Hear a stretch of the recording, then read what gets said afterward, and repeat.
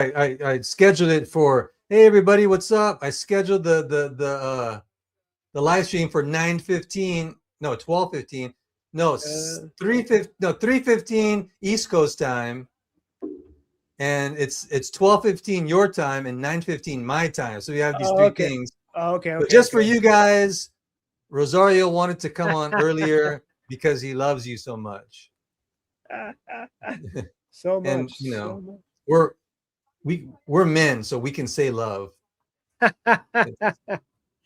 what's going on, man? How's the move? Everything good? Thankfully, thankfully, for those that don't know, some of you guys do, at least the ones probably listening right now.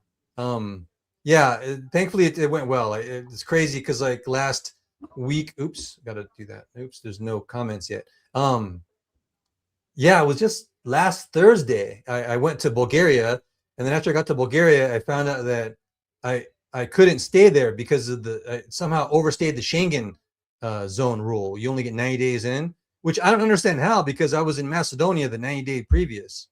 So it's basically like 90 days in, 90 days out.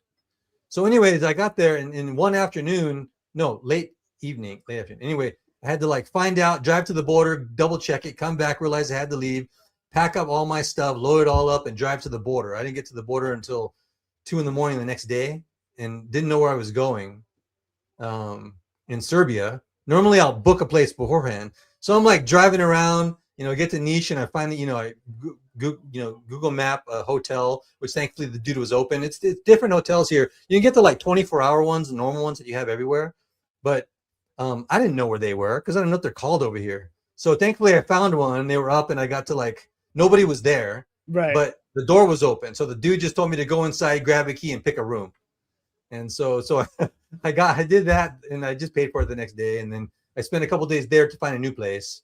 Finally cool. I did, and got to, I'm in Serbia now. I got a place in Serbia, which is awesome. And then I got here, they have like a weird immigration system for tourists when you first arrive at the country. You know about this, where you have to register at the police station. Oh, we didn't have to register. We just had to show work papers when we're on tour. The work papers. And here, you everyone, your host got to do that. If you're staying Airbnb or staying in a hotel, they'll handle it. Or if you got to do it on your own, if you don't have either one of those, you're any private resident. So we had like a manager guy do that. It was weird. Yeah. And then I came here, and so they did it. We went to the police station to register me, and then there was a problem. Like the people at the border didn't stamp my passport correctly, so it was confusing to them. So that I couldn't get registered. So that I'm like, what the heck? And you get like in major trouble if you can't get registered here. Right. And I don't know why you got to do this, because you don't have to do it in Italy or France. But anyway, so thankfully everything got cleared up the next day, and I started working. And then a couple of days later, I spilled water on my laptop, and then I couldn't work again for like a couple more days. So thankfully that was okay. I took it into this one dude, and the dude was awesome, man. I haven't ever, I haven't been to this city before. So I found an IT place. The dude spoke English and was very gracious. Took it the next day. I'm all freaking out because I'm like, I need this to work. And otherwise I got to get a new laptop. That's expensive. And then I went the next day, and he called me. And then I ended up giving him the wrong number, so he couldn't call me and update me on the thing. So yeah, this has been all a great week. I'm really smart. So I went to the thing next day. Thankfully, everything was fine. The computer worked out well, and on top of that, he did it to me for free. He didn't even charge me any money. Oh wow! And that was a shock. He was just being really kind. And I mean, we just talked for a little bit the day before. And then we ended up like, I wanted to treat him. So we ended up hanging out the rest of like the next 5 hours and getting coffee and eating. But he paid for, I wanted to treat him. He treated me to coffee and a dinner and paid for my laptop. So anyways, thankfully after that, which was, I don't know, like on Wednesday or something like that, I've been working, catching up, working on Heavy Atomo. I want to hang out with this guy too. Oh, dude, you should also, it's awesome. The culture over here in Serbia, man. It's like, the culture in Serbia is when you're a guest at someone's house, they pay for everything. They put you up. If they don't put you up, they'll pay for all the food. Every time you go out for coffee, all the dinners. And I guess he treated me as a guest, since I'm a foreigner. Right. That's cool. So he must have did that. And so it's awesome. I love it over here. And that's, if you're in another country, your friend comes to your place, you do the same thing. Yeah. So it was like that a lot in Spain and south of France. It was like that. Not everywhere. Belgium. It depends. Like because I don't know. Sometimes we stayed at houses on tour, like people's houses, because we didn't want to spend the money because it comes out of our pocket, like the hotels and stuff. So hey, come stay with us, and they're just like a spread of food. They're like cook for us. I'm like, all right, yeah. So sometimes we just stayed with like fans, or like just people like, oh, you can stay with us. Like, okay, sure. That was so awesome. Yeah. I love that kind of welcoming attitude over here, man. It's just like really welcome, really like they'll get to know you. They even ask like personal questions right away. It's like they've known you for a long time, and then they want to stuff you with food, stuff you with rakia, and I ate the most in Russia. I ate the most in Poland. That I kept feeding us. It was like this outside diner, and they threw pierogies. There was like a nonstop pierogi thing with like sauces and all this sausage. And then Russia was like the kind of the same way. It was a lot of meat, a lot of like crazy like lambs and all this weird stuff, dude. Just kept feeding us. Yeah, the people over there, it's not like what you see in like the movies or TV shows, it's real more hospitable. Yeah. They make them out to be all monsters and shit. Yeah, I know, and that's how they live over here. Because my friend, the guy's name, there was an RT guy. His name Dushan, and which is cool because all the names over here, most of the names over here have meanings, right. And so his name means soul, and so it's Dushan, and so went out with Soul Man, and dang, I was gonna make a point. You had said something, but I forgot what point I was gonna make. Maybe it was being so. Oh yeah. Serbians. We talk about that. Like whenever Americans, they usually only know either Russians or Serbians, and that's it. They don't really know too many other Balkan people over here. And then the ones that are in movies and stuff like that, the Russians and Serbians are all villains, all bad guys. Yeah. And so that's what we're talking about. He's funny about that. He's all, we know. We watch American TV. You think of all of us as like criminals over here, which there actually are. Oh, and Albanians. Albanians are the mafia over here, which is. Same thing back home in Jersey. America thinks, and they know that too, but he doesn't care. He's like, we love America. I want to be, and he's a great guy. But no, Serbians, they're not criminals, and the Russians, just because in America, they're pretty darn cool, and of course, treating me out to dinner and stuff like that. I mean, gosh, I went to like this bar. They took us to this weird. It was in Moscow. It's downtown. I don't know if you've been downtown Moscow, like this. Where no, I want to go to Moscow, but I haven't been to Moscow. It's pretty wild. It does at night because it is Moscow. It still is crime and stuff.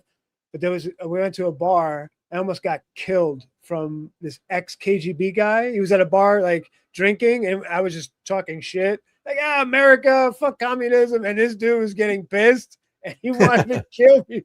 He was a big old man, like an older Russian, beard, just like a husky, like probably built like a tank, Yeah, he's like giving me looks. He's like saying some shit. And the bartender's like, "Hey, this guy's getting mad. You fucking Americans keep talking shit because we're just, we got like our passes. Like, oh, America, like hitting on the girls and stuff, and they didn't like that at all. Like, no. We're disrespecting, and they're like, this guy's getting real mad, and we're like, what's his problem? He's ex-KGB or some kind of affiliate, some weird. I'm like, all right, let's get out of here. I'm gonna get killed. Yeah. And dude, they are. I would say they are like that. I haven't met a lot of Russians, but from what I've been told, they're like that because they're tough, and they're legit over there. And but also all the way over here, there's a whole lot of country pride and stuff like that for their place, which is normal. But they're just extra tough over there in Russia. And it's the opposite with women. Like if a woman goes over to Moscow, all the other girls give them dirty looks, man, because there's a ton of women over there, but not as many men. And so, especially if the girl's pretty, and so they throw shade the other way for the girls over there. So, but of course, if you're a guy, you're like a prince. Dude, over there. It's like the OnlyFans capital in that whole area, like Poland, Czech. That's like all those hot chicks from that. Oh yeah! Oh my gosh! Yes. It's so crazy, man. It is. It's crazy. Like coming here too, and it's like when I first moved to Belgrade, when I first came to Serbia years ago, it was the same thing. Like walking on the street, and I felt like I was getting whiplash because I was like every time I turn around, like everybody on the street was like that. It's crazy. It really is that way. And everyone over here, they talk about California girls, because they watch the movies and stuff. Well, that's Orange County. Over here, it's like Serbian girls, man, Macedonian girls, Bulgarian, Croatian, Slovakian. The best looking women. Sorry, we're talking about women now.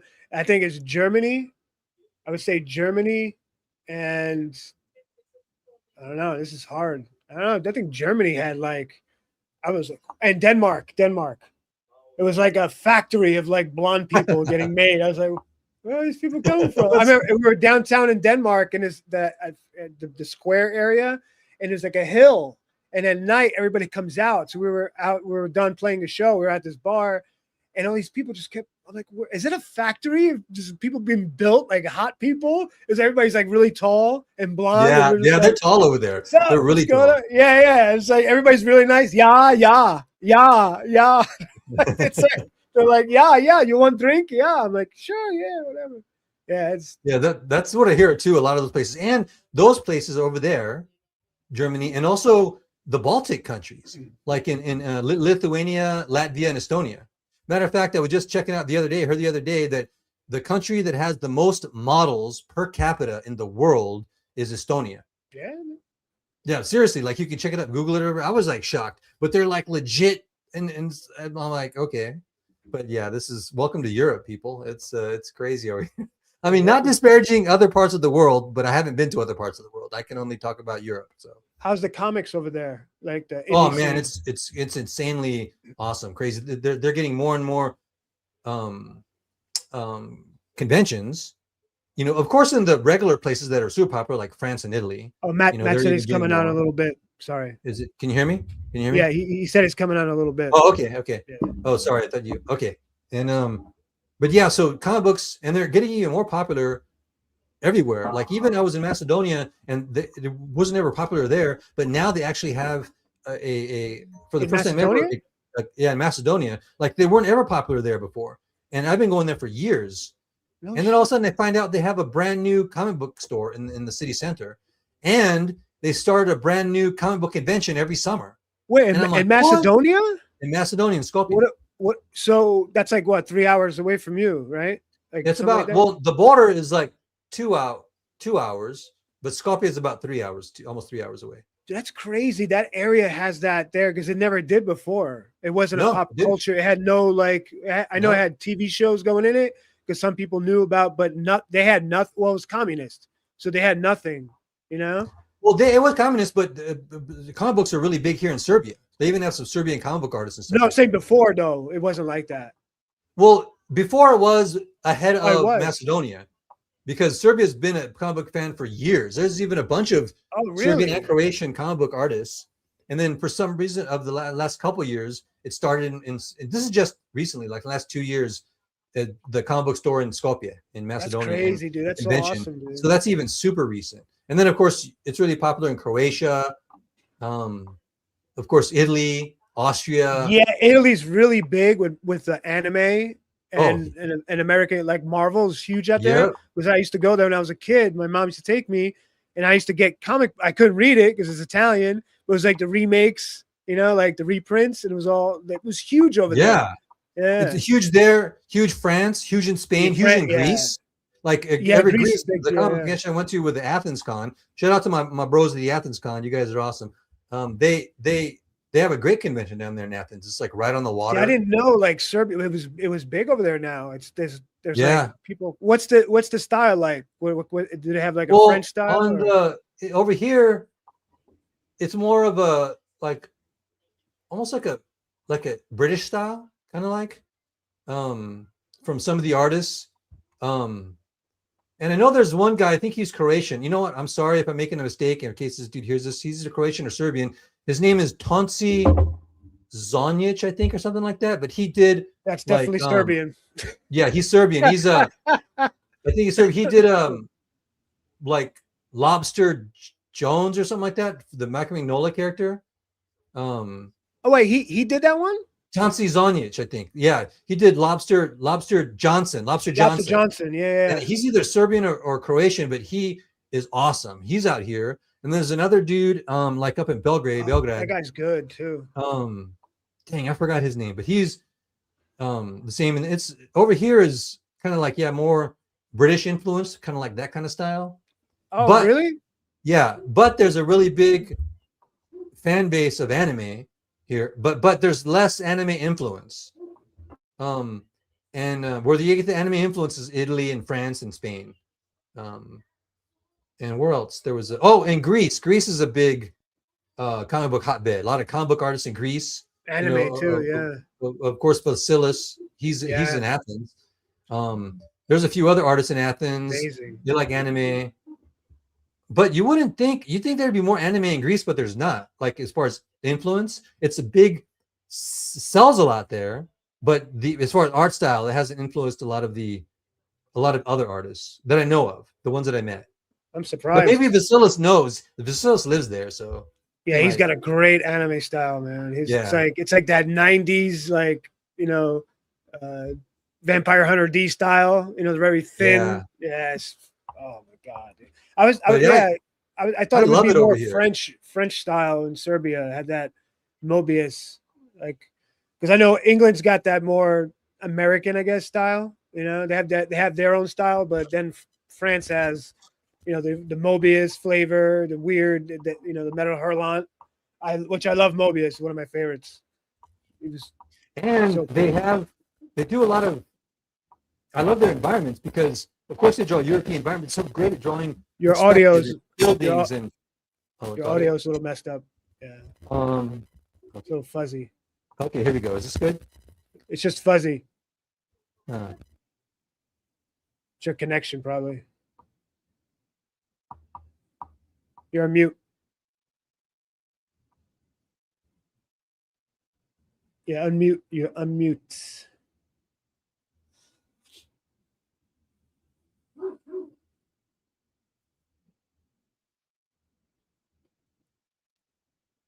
I have to unplug it. Unplug, replug.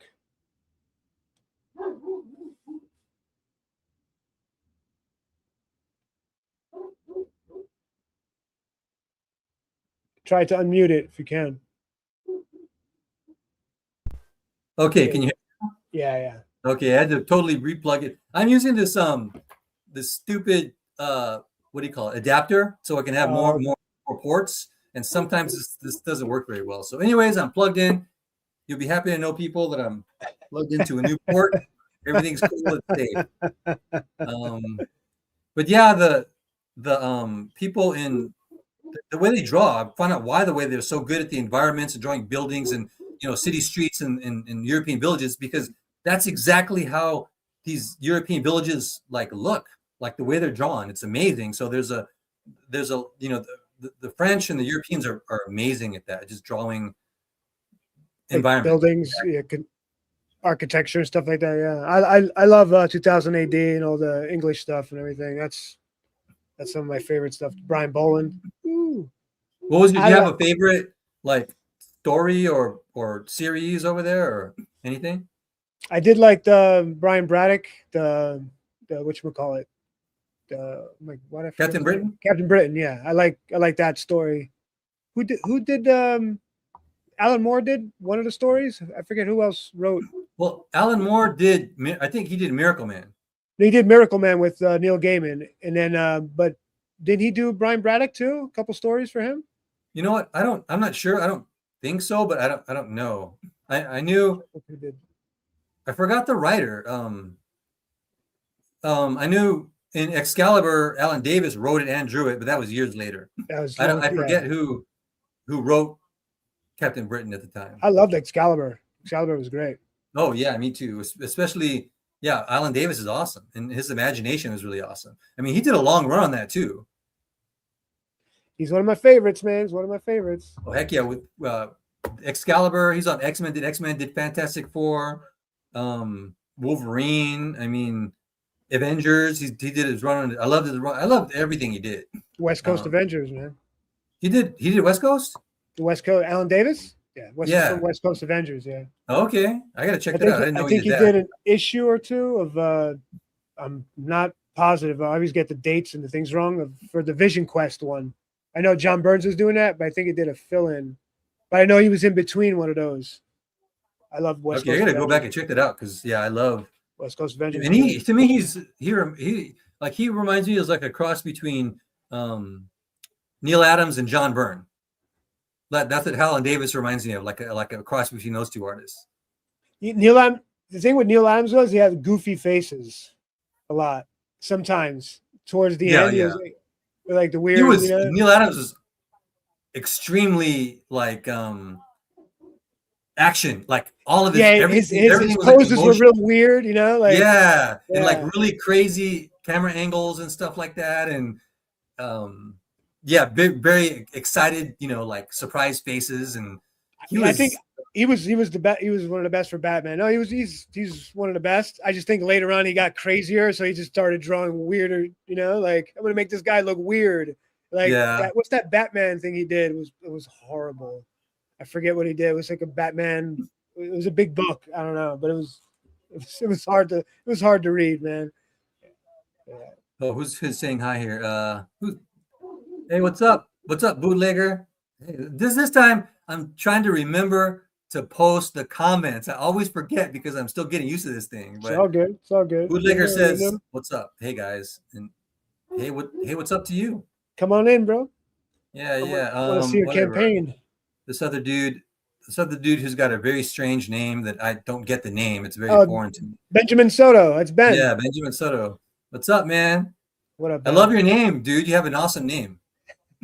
It's just crazy cool. Yeah, last night was awesome, man. They congrats to Patrick and Vasilis. So Oh wait, so that's who won, Vasilis, and well, it was weird because the benefactor came on and it was Chris Bacon. Everybody knows who it was. Awesome dude. Yeah, he donated. He was like, I don't want one guy to win. These two guys should win. And everybody's like, wait, so you're saying both gonna get a cover? And then like John and Ethan, they were going back and forth in the stream. And I guess he had to end the stream. But I guess somebody else is doing a cover for one of them. Either way, it's win-win. You know, like if John or Shane or Ethan does a cover, it's win-win. So oh heck yeah, it's awesome. that dude I was like, this is so awesome. That dude was awesome. I don't even know the guy, but he sounds one? awesome. I mean, to be able to be that generous, I mean, that's really Chris cool. Bacon. Yeah, I never met him or been on stream with him. I think I just messaged him. We were just whatever, like on a chat. But he's just a cool dude. To do that, it's pretty awesome. Heck yeah, man. That's some legit stuff, which means a ton to the creators. I mean, that's especially to get, you know, someone like Ethan to do their book. I mean, to cover it's like you win twice. You know, first get the thing paid for, and then you get his artwork. They deserved it too. I mean, River of Blood's Peter Gilmore, man, awesome. So that book's gonna be fire. That's like a legend. Those are one of those books like you buy hardcover and you put it on a shelf. It's something you look at because the art is so amazing. And Vasilis he's got his wild, crazy, awesome style. So they both deserve it. You know, I mean, a lot of people deserve it because there's a lot of great contestants and great comics. I mean, Empty Stars, Joe Santag, you know, like Don draws stuff. Yeah, it was awesome, dude. I loved it.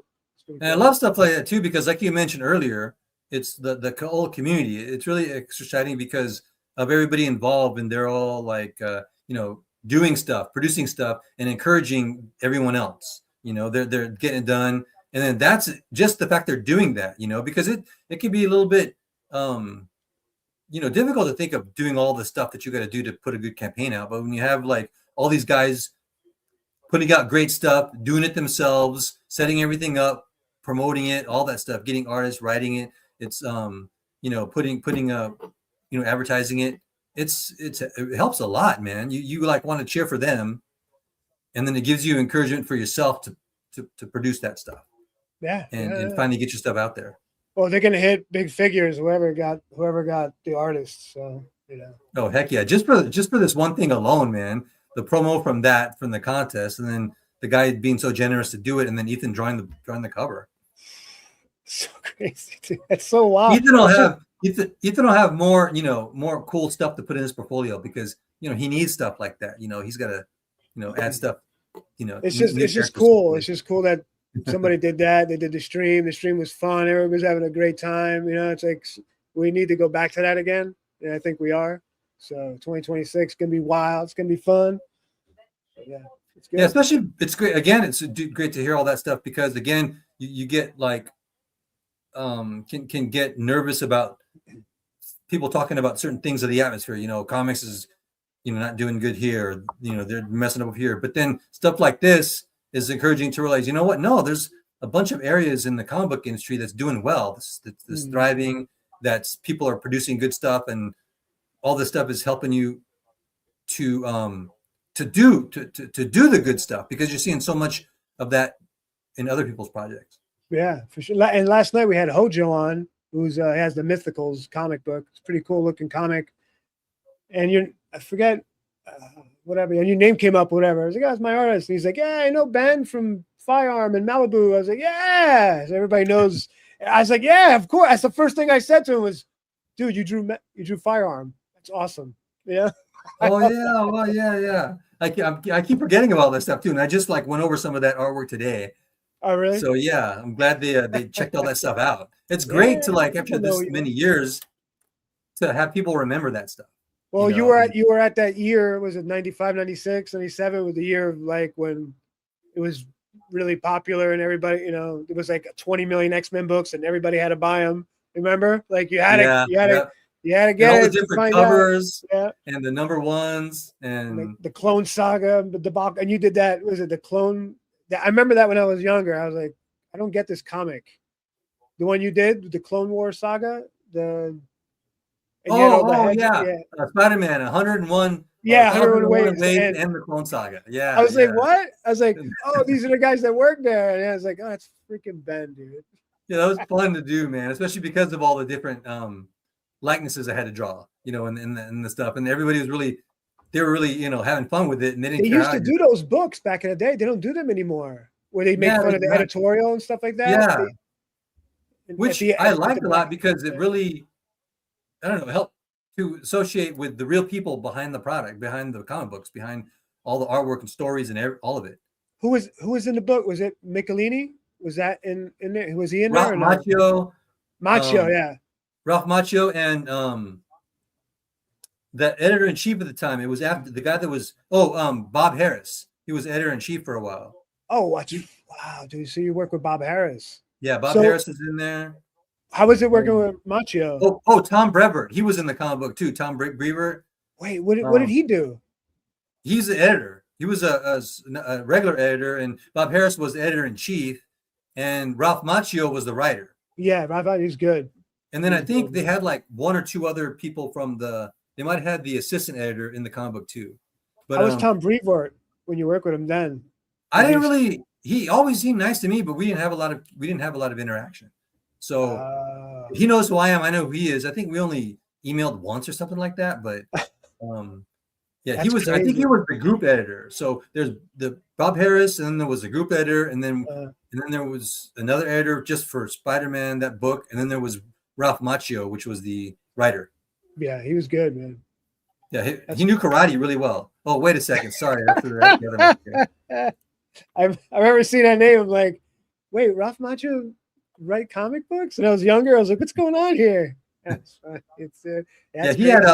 He was doing, Iron Fist and Karate Kid from DC and, like all those, Shang-Chi. Those are the books he liked to write. Shang-Chi. That was old school. Yeah, that was a good time to be in Marvel, man. Well, did you go to the bullpen at all? No, I wish I would have. That would have been awesome. That was one of the things I really wanted to do. But no, I was on the West Coast, so I didn't ever get a chance to get over there. The closest I ever got to the bullpen to New York, and it was at the Dragon Con in Atlanta, Georgia.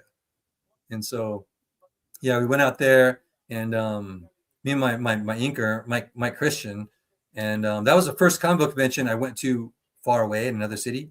Because I went to the very small, unknown, minuscule San Diego Comic Con. So that's the one I grew up with. And but anyway, so we went to Dragon Con. Very and then, small. Got to meet, very, very small. Inconsequential. Then we got to meet. That was an awesome con. It was a great place. The first time I've been to Atlanta before. The only time I've been to Atlanta. And got to meet all the Gaijin guys, the Gaijin studio guys. Cully Hamner and Adam Hughes and what do you call it? That other dude. He's a painter. Oh, dang it. He did a bunch of X-Men stuff. Love his painting. Bill Sienkiewicz? No, Brian Stelfreeze. Okay. And Jason Pearson and oh wow. Got to go to their studio, talk to Cully and yeah, then we went there. They invited us out to a strip club, but we didn't want to go because we were tired and we wanted to go. So me and Mike just went to someplace to eat. But they were, yeah, all great. They had an awesome studio in that time. Yeah, so that was all the way when all the books they were working on. Like Holy Hamner, that was like right after he was working on Green Lantern. What was Adam Hughes working on then? He was, I don't know, he bounced around a lot. You know, they had him on a bunch of different stuff, doing different things, fill-ins, and at the time, you know, I don't remember what he is on at the time. That was I don't what, even think he was early he '90s, was- right? Yeah, yeah, and that was before he did like the work for Wildstorm. Like he did that 2-issue Gen 13 miniseries, 2-issue series that he did for Wildstorm, that he wrote and he penciled and Mark Farmer inked. That was awesome. Oh, But that was wow. after that was after That that was time because after, yeah, years after. he had come out to like live in San Diego for a little while, and he was at Wildstorm Studios, and then after he did that, he moved So- to Wildstorm was in San Diego, yeah and yeah. Malibu was in what, like Santa Monica area? It was right? in dang, it was the whatever the like I don't even know. I'm all blanking out right now. All the places where they have warehouses and stuff, all the business area of Trying to think. on the way to Santa Barbara. Oceanside over there. No, further like way past LA, like past LA off the 101. I forgot what they call that area. It's like really boring over there. It's like, Is that where they had the office for Malibu? yeah, that was they had the offices. It was like out in this. It wasn't a residential area. It was a total like factory office area place where they had like Vernon? warehouses and factories. It was like Oh. way on the west side, like even past LA, downtown LA. I'm thinking maybe like It was kind of like by Malibu, sort of. it's definitely South LA, South Central area, because that's all. it's It was not a like in nice the area. hills. I totally forgot it, but anyways, that's where Malibu was. They were Alright. so they were like close. They were only like a 2-hour drive from where I lived. Oh, that's cool, man. So we went up there a couple times. Yeah, that was back in heyday, man. It was awesome, man. Image blew up, and then Malibu blew up because they had all the Image money because they're the one that helped Image get started. They published Image. Yeah, they would. Yeah, I remember watching on TV it was NWA and Eazy-E in Golden Apple Comics with Rob Liefeld, and they were looking at the comics, and he signed a comic. There's like a famous picture out, yeah. And I remember it was on the news, and there was a long line, all these kids, but it was like, teenagers, long ass line. It was like, was 90, 91, whatever. And I was like, oh my God. And then when I moved here, I went to it was the first location of Golden Apple. It was on Melrose. And I was like, oh wow. And it was way bigger then. You see celebrities are just in there just reading comic books, getting ideas and stuff. But yeah, I remember that, dude. That was a magical place. Yeah, I remember Golden Apple in Anaheim, like by Disneyland. But that's how big comics were. Yeah. Like they were Oh. Rob Liefeld had commercials on TV. I'm sorry, Calabasas. Malibu was in Calabasas. That's it. Calabasas. Sorry. Yeah, Calabasas. Yeah, that's Anyway, way- yeah, the Golden Apple, all that stuff was huge. Yeah, I mean, Rob Liefeld, all his images they like put comic books on the map even more, than it was. I mean, other artists did it too, but at that time it was just so huge. Dude, it was the Yeah. coolest thing in the world. I remember going to the mall. There was lines outside to get Spider-Man. The first one, the black cop. I was like, we were kids. We're like, oh, are we going to get it? Are we going to get that one? Because we all wanted that special, that cover, So it's, oh, man, that was good times, man. It was Such good. good And after you got time. to draw and then it was kind of cool, a little bit more stuff to do at Marvel because a lot of the Marvel guys went to Image. And so when I got to Marvel, there were already people at Image. I mean, So that's why when some of the first books I drew for Marvel, I drew, Wolverine Annual, Wolverine 95 with like Deadpool and Maverick, the one character Jim Lee created he was that cool dude that was like an agent with Wolverine, and Sabretooth. Oh, yeah. And then Never used anymore. yeah, I know it wasn't used properly. And then I even got to and then I got work with for them because they were so close. Like their studio was just a few minutes away from where I was living, and so I got to go over there a lot of times just to say hi to people and for years because they were there for a long time. And That's crazy. so I didn't get to go to New York, but almost like kind of DC. Later they became DC, but it came there. So, and then of course after that I was there when they moved to LA because DC offices went to LA. Yeah, And DC bought Wildstorm. they're over here in Burbank. Yeah, It's crazy. and I haven't been up to that one, but that was crazy when DC bought Wildstorm. They were there for a while, and then they switched to Burbank. But I thought DC was still in New York. They were, but then they were. transferred. They bought Wildstorm, and they transferred all of that stuff to Burbank. Okay. Oh, okay. So everything was bought out. It's so crazy, man. Because I think they changed because of Warner Brothers and the movies and stuff. And so I'm not even sure if they still have the New York offices. I don't know. I don't think so. No, everything's out here now. Yeah. Marvel, everything's right on Burbank Boulevard. All here. Disney, they're all the Disney office. Yeah, I think the DC studio is really small though. It's like a small building. Because they don't. What do they need to build building? What do they need for? Yeah, that's a shame. But I mean, I'm glad they're still doing stuff, man. Because they're starting to put out a lot of good stuff again. But that was an awesome time, man. I go over there, and I went over to go work for DC, but later I only did like 2 Superboy issues. I did for DC, and then like a double page spread for like some Teen Titans Secret File or something like that. And, that's cool. Oh yeah, and I did a Red Tornado like. Oh really? 10-page story in like a year? JLA 80-page giant. What year was that? I don't know. That was JLA. Oh, like I think either early 2000s or late 1999 or something, or 90. Was that when Orway was writing the JSA? Right before Jeff Johns? Because Jeff Johns took it over in the 2000s. I think so. That was like that's one of my favorite runs. I think Ordway was doing the Superboy book that I did at the time. Oh, he was doing Superboy too? Yeah, did a couple of fill-ins. So I got to draw the Teen Titans at the time, which is awesome because they were like some of my favorite characters. Oh yeah, one of my favorites is George Perez. That's one of my all-time favorites. Yep. George Perez, Teen Titans, man. I remember buying all those issues, originally when they first came out that month at a comic book. Wow. I got them years later. I got them years. Yeah, that's a great run, man. When Terra died, that whole thing that was a weird thing with the dynamic with Deathstroke and her though, because she was so young.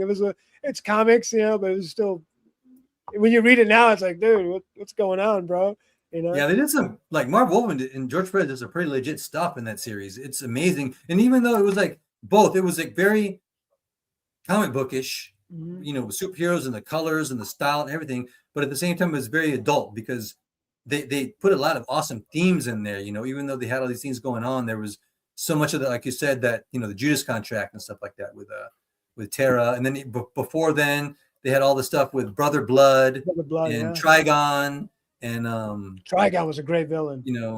Great villain, dude. And then in the first issue of Teen Titans, they were battling those like green aliens, which are really original green aliens. No, they were original in the comic book because they captured. That's how they met Starfire, because she was their prisoner and she escaped, and that's how she joined the team. It's such a great book, man. It's really a great book. Outselling X-Men too. So. Oh yeah, I know, man. George Perez was man. I loved his stuff, man. He was like him and John Byrne at the time for me were the epitome superhero comic book artists. Yeah, he's one of my favorites, George Perez. Yeah, he's got. I like the last thing he did. I think it was not the last, but my favorite was the final something. It was the DC with Superboy Prime. What up, Gnarly? What's up, man? Yeah, he did like a miniseries with Superboy Prime, and he goes to the future to fight the Legion of Superheroes. And it was so badass, dude. I love it. And on top of that, not only were they awesome, I mean, at the time. Oh, Legion of Three Worlds. That's what it was. Legion of Three Worlds. What? Legion of Three Worlds. Yeah, that was. I love that story too. Those heroes in that book. I mean, I just like a lot of that stuff from DC, especially when those artists are working on it. And not only that, like they were so awesome, but they were producing like at the time like 3 different books a month, each of them. And like John Byrne was like writing, penciling, and inking like 2 or 3 books a month, like when he was over doing Superman for DC. And then even before then at Marvel, then the artwork was so amazing. I don't know how they were able to do it, but that was some awesome stuff. Good stuff, man. That's right. We're gonna be putting out better stuff though. So Oh heck yeah, we got Atomo coming out. Heavy I mean, Atomo. we're on Atomo now, That's and right. you know, so I went from Marvel and DC up the ladder to Scribe Comics. You know, I'm stellar stuff now with, you know, that dude Rosario, you know, Perone or Perone Italian, the ultimate creator of the awesome new, you know, giant robot kaiju. Yeah, I wish you were coming, man. So you could be there. People see it live, you know. Coming to Oh, the you mean festival. like? To the Yeah, I festival, know that's in but- October. Yeah, it's gonna be fun, man. When we launch this, I can't wait. I'm excited. Big kaiju's fighting giant robots. You know, it's gonna be good Heck stuff. yeah. Yeah, I'm working What on do the Indiegogo page should be up because I sent them an email. So I was like, I need this email list. I don't know what's going on. It's So are it's you a gonna? mess, dude. It's a mess. Do you have to set up the campaign page before the email page, or can you just do the email page first? No, it's all set up. You got to go through these hoops. I can't even explain it, dude. So you set up your you sign up page, but it won't work. So I emailed them. I was like, why can't I post it? So I don't know what's going on, man. So Yeah, I'm kind of nervous. I'm gonna do Indiegogo, but I'm kind of nervous to do all that stuff because of all the changes. No, people got it to work. It's just I never used Indiegogo for crowdfunding, and I'm using it now when it's harder. So so I'm starting to get used to it. But yeah, this fund my comic too, but it also needs some things, some bugs fixed. But that's an up and coming thing. You got Yanza Go if that Yeah. happens. So, But this is great for now. I mean, start and then you Yeah, can do yeah. more stuff beyond that once you have content. And the launch date is 27 May. yeah, shooting for May. So hopefully this thing works. Unless we'll shoot it a month later, but we're shooting for May because I want to get this Nice. book out approximately probably like 2 months after launch. So 2 or 3 months after launch, I want to get the book out. Shipped just in people's that. hands. Oh yeah, that'll be.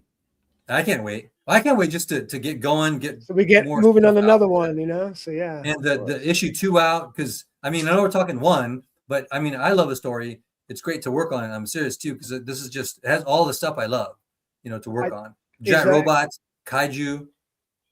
Is somebody in the back room or no? No one's here. I got messages. Let me see, Matt. I think Matt messaged, but I don't see anybody here in the. Yeah, he said if he could come on, he could come on. I know he's busy. It's been a busy weekend.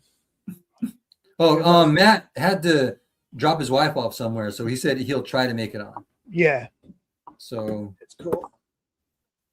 that's I told okay. Bootlegger to come on if he wants to show his campaign or whatever. Yeah, who else is? Let me check on this. On this, we found out tonight who wins. Okay, so Ben said that they're going to find out, I guess, about the covers. Oh, they're doing it tonight? I think. Found out tonight who wins. Oh wow! Oh, excited to see a page on Comic Skate Live. Yeah, that would be exciting especially to be on that show. So congrats, man. That was I'm jealous. Yeah, that was cool, man. Everybody got a little exposure, which is cool. Even if you don't win, doesn't matter. I think it's great, man. Oh heck yeah! It's all around great. It's like you said earlier, it's a win-win for everybody. I don't see anything. They're gonna host it tonight, or Gnarly Manga. Hola, you talented freaks. Thanks, man. I'm Hey, can anybody let us know if they're gonna announce the contest tonight for real? Because I'd like to know. Yeah, maybe. I want to know because I want to be there and support. I want both of them to win. I would say we would, catch the we'll scoop the story and announce it on here, but we won't. But it'll be nice to know it and mention it on here. If you guys, yeah, well, if they do it tonight, but I want them both to win. Well, I think you said maybe that they will. Like you wanted two people to. I hope so. I mean, it ended with a kind of a mystery. Like, what's gonna happen? Are they both gonna win? Is one gonna win? But yeah, I think it'd be cool, man. And Ben Soto's, his book was out there too.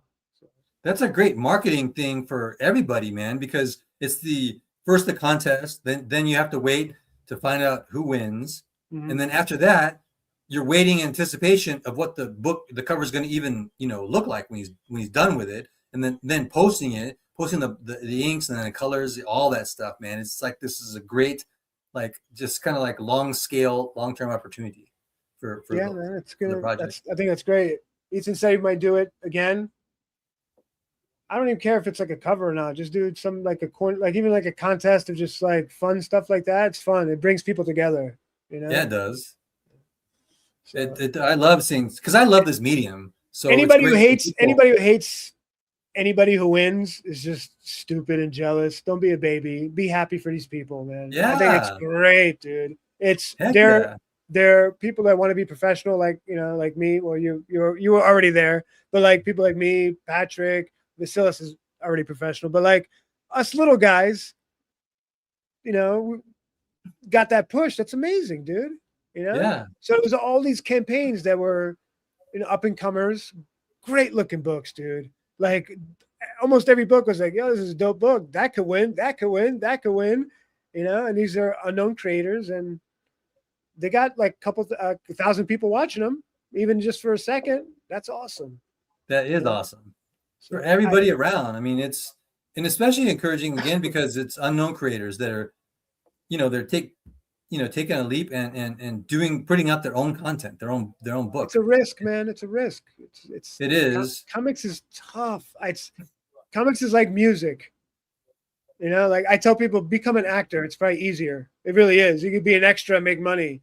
You can't make money doing music, really. It's hard. It's freaking hard, dude. Especially now. And making money in comics is even harder. You have to be super talented. You have to be out there. You have to market.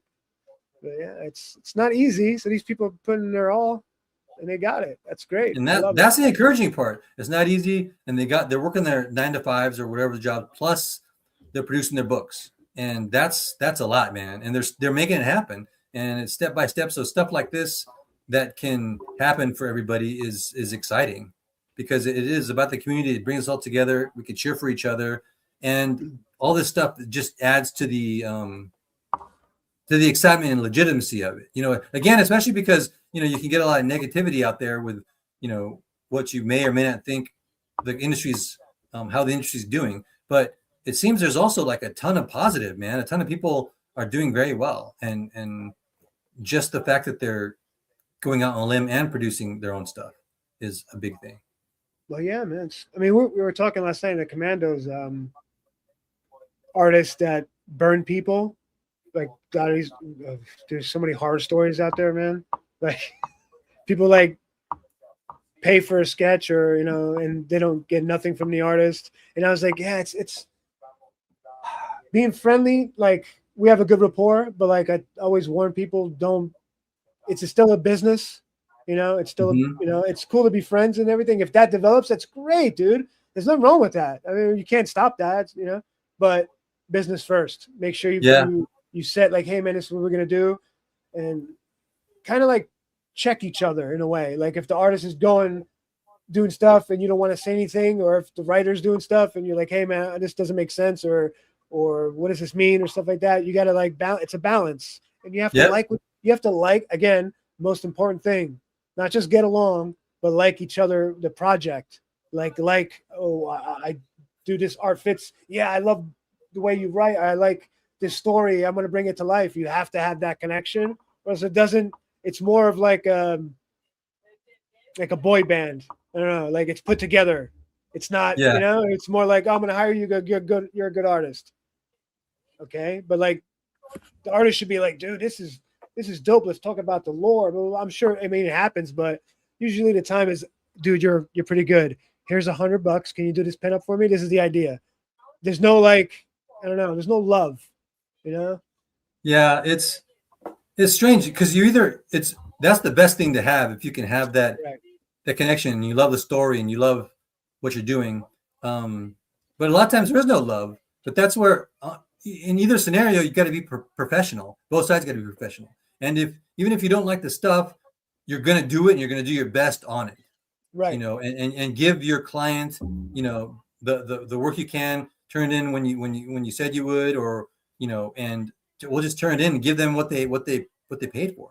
and they're, you know, because they're paying you, giving you money. So you're right. It's that business. If you be professional and be business, and then it's like icing on the cake when you do have that connection, when both people love the project, you Right. know, And and if you guys become us. friends, it that's great. There's nothing Yeah. wrong with that. But like, make sure it's always business first, Yeah. and then if anything happens.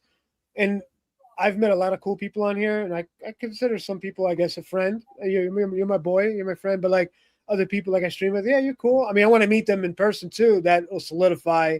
When I meet somebody in person, it's more like, all right, I shake your hand. I see you. You know, like we could actually talk instead of like viral. You know what I mean? So like, I'm gonna see a lot of these people, and I'm gonna be even more happy. Actually, it's like, all right, now these guys are my friends, man. You know. But yeah, I've met a lot of cool people, and then it's a business though. But yeah, if you become friends along the way, that's great. But I don't encourage that.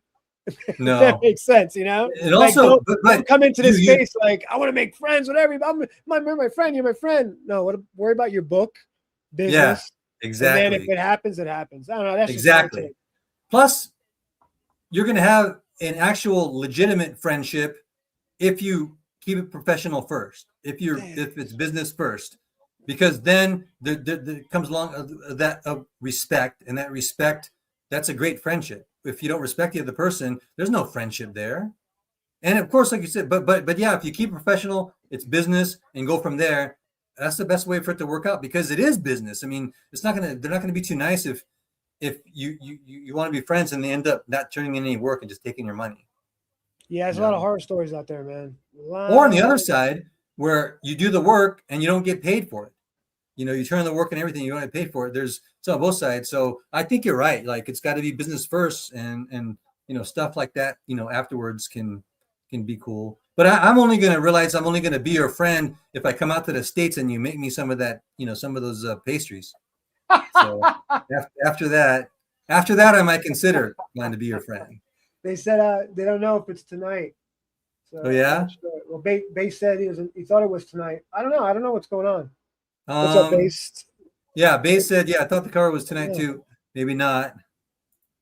I know they quantity creators on too, so maybe they'll wait for better scheduling and people can't get on. Hey, why not tonight? Just do it. You can't leave us in suspense, guys. Come on. Yeah, I know.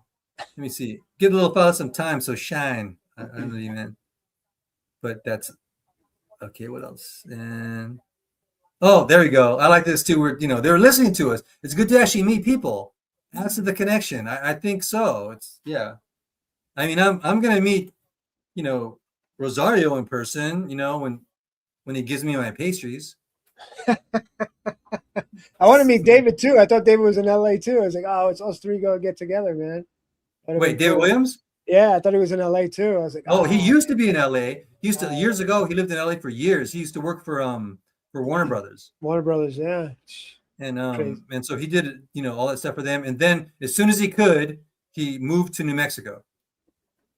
Good for him. So, yeah, Albuquerque, New Mexico. Smart. He got like a bunch of money. They bought a house out there. Happy, peace and quiet. Get out of LA. Smart. Yeah. Yeah, Bass is doing some good stuff, man. He's got that the vinyl stuff going.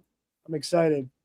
Good stuff. Oh yeah, totally. Yeah, he said he had something like a new secret project or whatever that he's working on. That some kind of I don't know what it is, but surprise us. Kind of cool. Surprise us all, man. Surprise us all. Yeah, I'm excited. Especially every time he posts the Atomo figure character thing. Oh yeah, the little 3D prints. Yeah, he's working on that. It takes time. Yeah. He's doing the vinyl, the Sofubi toys, whatever. It takes time because you got to do the mold, and it's not easy. It's not easy to do that. I'd imagine not. And it's a process too, because you first got to model it in 3D, and then you got to print it out, and then go from there. Well, back in the day, they were doing clay. They had the hard clay, that green clay, where they sculpt rings out of. They were using that to sculpt figures. Then they mold that. That's why it's such soft detail. If you see like the original like sculpts of the figures are like more detailed, because when you cast something in a regular plastic, it's not like resin. Resin captures more detail because it's more the viscosities, it's a finer viscosity. So, but ABS or I forget whatever plastic you use for toys, it's a more brittle So when it melts, the viscosity is really thick. So it's harder to capture the details in the mold.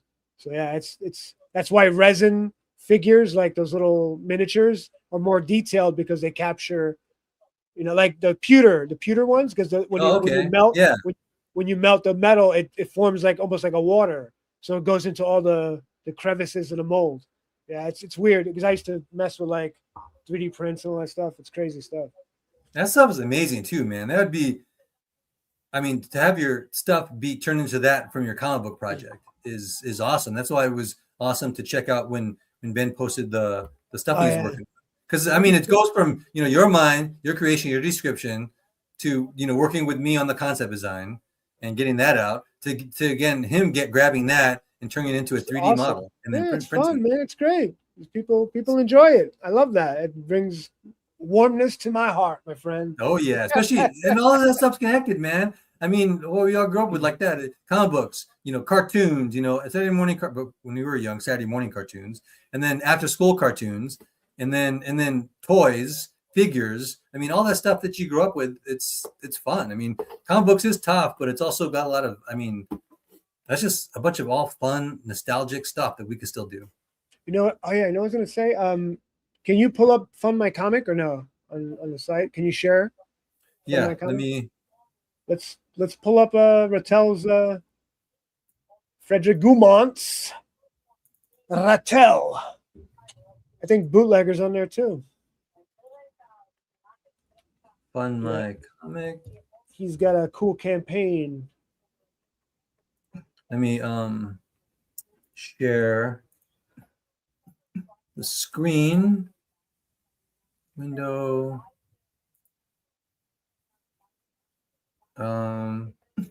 Yeah, it was definitely a fun time last night, man. Definitely fun. Good times. Okay. Who am I searching for? Go down. Go down. Rattel. Where is Rattel? There's Mythical. Oh yeah. Go right. Go up again. Go to Bootlegger right there. Nostradamus Effect. That's Chris's campaign. This looks cool, man. Oh yeah, that's nice. That's awesome, Chris. This is really like quality stuff. That's a cool cover, man. But I like this cover better. The one below it, I like this one for some reason. That's a nice cover, right? It's so cool. Yeah, man. It's very moody. Yeah, yeah. I mean, they're both moody, but this is more kind of like eerie, scary, and this one, is just. He's got another one too on the bottom, another cool cover. And these are sequentials. This is pretty cool. He's a good artist too. Whoever did the art. That's cool. I'm a fan of that page. I like this page. Here's the creators. Oh, that's the artist right there. Creative team: Carlos Champ Ramirez, Eric Weathers, letterer, Christopher Peel, the writer and creator. If you go down, there's another cover, I think. I think it's all the way down. Yeah, that one right there. That's cool. Oh, that is nice. Right? That's very nice. So that's I think it's in a special tier. You get all three. I'm pretty sure. Is that what it says up top? Oh, right there. 700. That's so cool, man. Yes. To start one of a kind. Oh, you can own a piece of artwork. Oh, okay. That's what it is. Nice. Cool, man. Yeah, that's cool. It's a great cover. And I'm sorry, we were late tonight. We were supposed to put on Frederick tonight and do his project, but oh yeah, go back. Let's go check him out. Rattel. Back Nostradamus Effect. Who's ever in the chats? Oops. Yeah, isn't that weird when you do Fund My Comic and you go back? It doesn't load the page. You have to like. Yeah, that is weird. I'm like reload the page again. It's crazy. Now, oh, come on. I hope the internet's not messing up on me. It's not just Fund My Comic. It's probably the internet. Doesn't like you. It hates you today. It's like, Ben, you're in Serbia. It's hated me Not for a like while. you. This whole past week has been rough, man. So is the internet out there like wonky? No, I mean it's usually fine, but every once in a while it'll lag. But You should get like What a was that thing? Starlink or some kind of portable. let me try it another. Ask Elon, like Starlink. Oh yeah. Oh, here we go. It's getting me in there. Oh, here we go. Wait. That's Ben Soto's.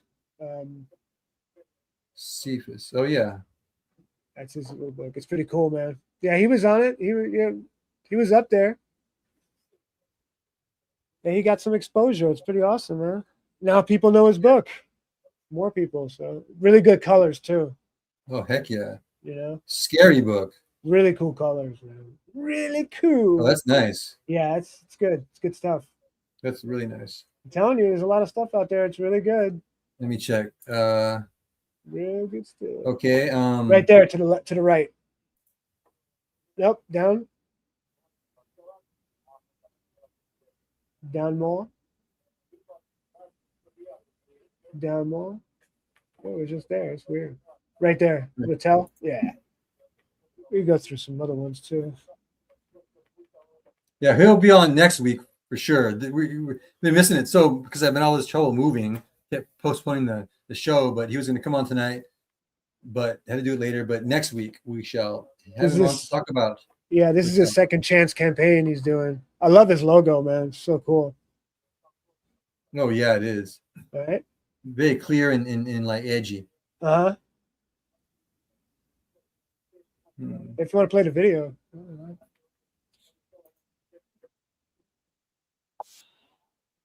You might have to put it up. The volume. You have to put the volume up. Oh, it's all the way up. That's weird. Wow. Huh. Your computer does not like you today. Messing up? There's no volume at all. No, it's all good. It's all good. It happens. Huh.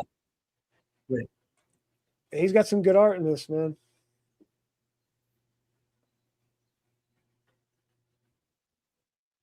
Yeah, there's no volume at all. I don't know why. It's all good.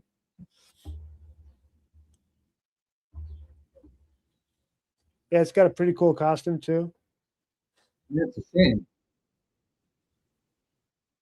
So you really can't hear anything? No, not I can't. I don't hear anything.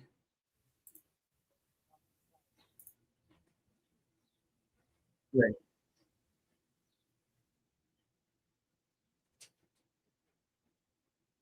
No, it's dead quiet.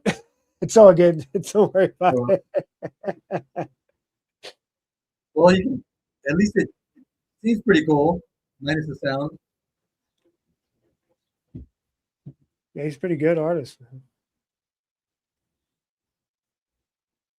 He made it up there for a little while. Yeah, everybody was on that contest. It was great. That's a cool cover. Yeah. Yeah, it's good stuff, man. Yeah. Commando. Encouraging. All this people are putting out stuff, man. We have like a new indie resurgence now. You know, like how it was in the 80s? Like there was a bunch of indie books coming out. Then they did actually really well. And a bunch of indie companies like PC and Comico and, Comico is one of my favorites. It was like 80s was huge for the indie scene. And, Epic. Remember Epic? Yeah, Marvel's Epic. Yeah, Yeah. that was great too. And so hopefully we will continue that, but even do it better with all of this. The thing with all those indie comics, they either got bought out or went broke. All those companies. It was tough, man, because they didn't have crowdfunding or anything like that then. They had to like do it from the ground up, and fight against the big two. And that's why Shane brought up a great point the other night. It's crowdfunding is this is it. This is the next thing for comic books. This is the way to go. Yeah. And I think it's better than having to worry about, putting it in comic book stores. I mean, don't get me wrong, I love comic book stores, but this is a whole separate thing. It's comic books, but it's premium and you get it, straight to you. It's delivered straight to your door. Oh, hold on for a second. There's somebody. Matt is what do you call it? He is ready. Hey, what's up, Matt? What's going on, guys? How you been? Hey, What up, sorry, I didn't catch you for a little bit. How's work, bro? You all right? You good? I'm dying. Like I feel literally, you. I was supposed to be on with you guys last night. I don't think I slept for like 2 days. Whoa. Because my mom, with her injury, she can't really okay. get out and do some of the stuff for the festivals that she needs to with all our shows. Right. So I pretty much was doing crowdfund work, getting work together for the Fans Fest, then going to do Marriott work, then coming back and then doing JMK shows, festival work. And I did that in that cycle for like 2 days straight. And then I was going to be on Commandos and CG Live last night. Oh, you got on real quick, right? You went on last night for a little bit. Did you? I was on Joe Sontag's. I didn't get to go on okay. live last night. I was supposed to. There was maybe when I finished up with Joe, there was maybe an hour and a half before Commandos was supposed to start. Oh, and okay. And I sat down on my couch and I shut my eyes and I never woke up. I woke up this morning and then I had to run out because I overslept and I wasn't setting stuff up. And I left my wife and this neighbor girl who's like, she's young and she needs a job. And she's like, I'm so good with social media and all this stuff. And I'm like, sure. And so her and my wife were finishing tinkering with Fund My Comics with the campaign. And she misspelled a bunch of stuff and then sent it off for approval. And, it's been technically live because Fund My Comic doesn't. What's going on? Why? They don't give you the option to. I thought they did though. They give you a date that you could put a date in. You can't put a date in. So my original date for this campaign was like a month ago. Yeah, they held you for that long. So I've been pretty much waiting on them for like a month, over to approve it. We got to get this campaign fucking bumping. Excuse my French, man. We got to get it bumping. So it goes live in the middle of the night. I'm like, wait, what? It's live? I just get an email. It's like, you're approved. Your campaign's on. I'm like, oh shit. Like, so we're like, here I am just trying to set up stuff to coordinate with everyone, and now all the people that hate us are running around like, see, and I'm like, I haven't even been anywhere to promote this yet. Like, no one's doing anything yet. Hold your They're horses. out in full force today. I was over almost by Philly setting up a seafood and jazz festival. Oh, that's what the township wants. Jazz. They want any rock or anything or hip hop or anything that people come to see. They don't want. So it's like, all right, we'll do seafood and they don't want jazz. people getting shot, bro. That's why. Yeah, but it's beautiful, and they have this massive, like I don't even know, like 30 by 30 stage, and it goes up like 15 feet with its own built-in like backdrop. So nice. I'm there like all morning when I need to be dealing with this, trying to like get banners and get things and working with the fire marshal to make everything like fit to code and stuff in this park. And now I'm back. That's crazy, dude. I'm losing my mind. Now like I'm surprised you didn't sleep longer. I mean, that's a ton of stuff. Dude. And he's still wearing a suit and everything. He's like, he hasn't got out his work clothes. Well, it's like I'm gonna try to get on CG Live tonight, but I mean, I got to go back to work at Marriott. I have an audit tonight. I have that. Are they doing the contest? They're finishing the contest tonight. Is that the plan or no? As far as I know, with Ethan, he's doing another night with the contest. Yeah. Wow. For what I saw, I thought they both won, which I hope they did. I hope both of them won because Chris Bacon came in. He was the benefactor. Chris Bacon, you could tell by his voice. Everybody's like, oh, it's Chris Bacon, dude. So he was like, I want both these guys to win. It was I don't know if it was joking, whatever. I was like, dude, yeah, both of them should win. Get it covered by the Kings, you know. I mean, it's a win-win situation. Yeah. It's great. I loved it, dude. We need more of this. It's fun. You know, everybody had a good time. Everybody, you know, like win or lose, who gives a shit? Just, It was fun. you know, it's something positive for everyone Yeah, to talk about. dude. You know, it's still showcasing art, it's showcasing projects, but dude, so many good projects. But you know, the beauty of you know, CG, and you know, when there wasn't all the ridiculousness, was the fan to creator interaction, you know, and like such a better way than in the past, you know, like going back to being on message boards and shit where you're like, I have a problem with this character, then the writer gets on, fuck you, asshole.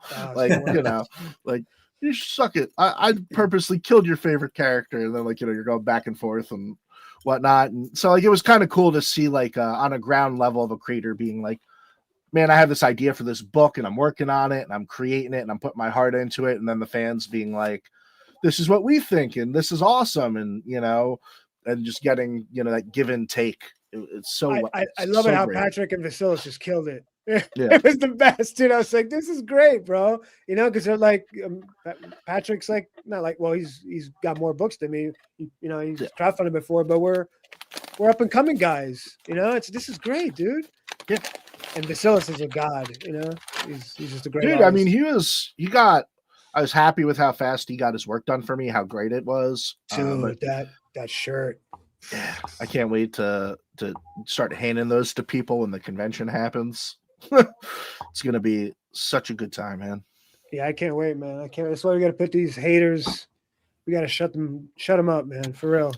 I honestly, I just wish, you know, like, say what you will about whoever you will, but you're trying to take it out on a comic convention, man. Like, I'm just trying to give people a place to meet up and have a good time. Like, yeah, I've been a professional and in stuff and doing things, but deep down, I'm just a fan. Like, I'm just like everyone else here. I want to buy books and enjoy them. And, you know, it's stupid that I can't go to conventions anymore and meet the people that I used to, you know, talk with and, you know, whether it was as a kid, you know, standing online, whether, you know, I was leaving my booth in Artist Alley to go schmooze with them when I probably should have been selling more art, you know, whatever.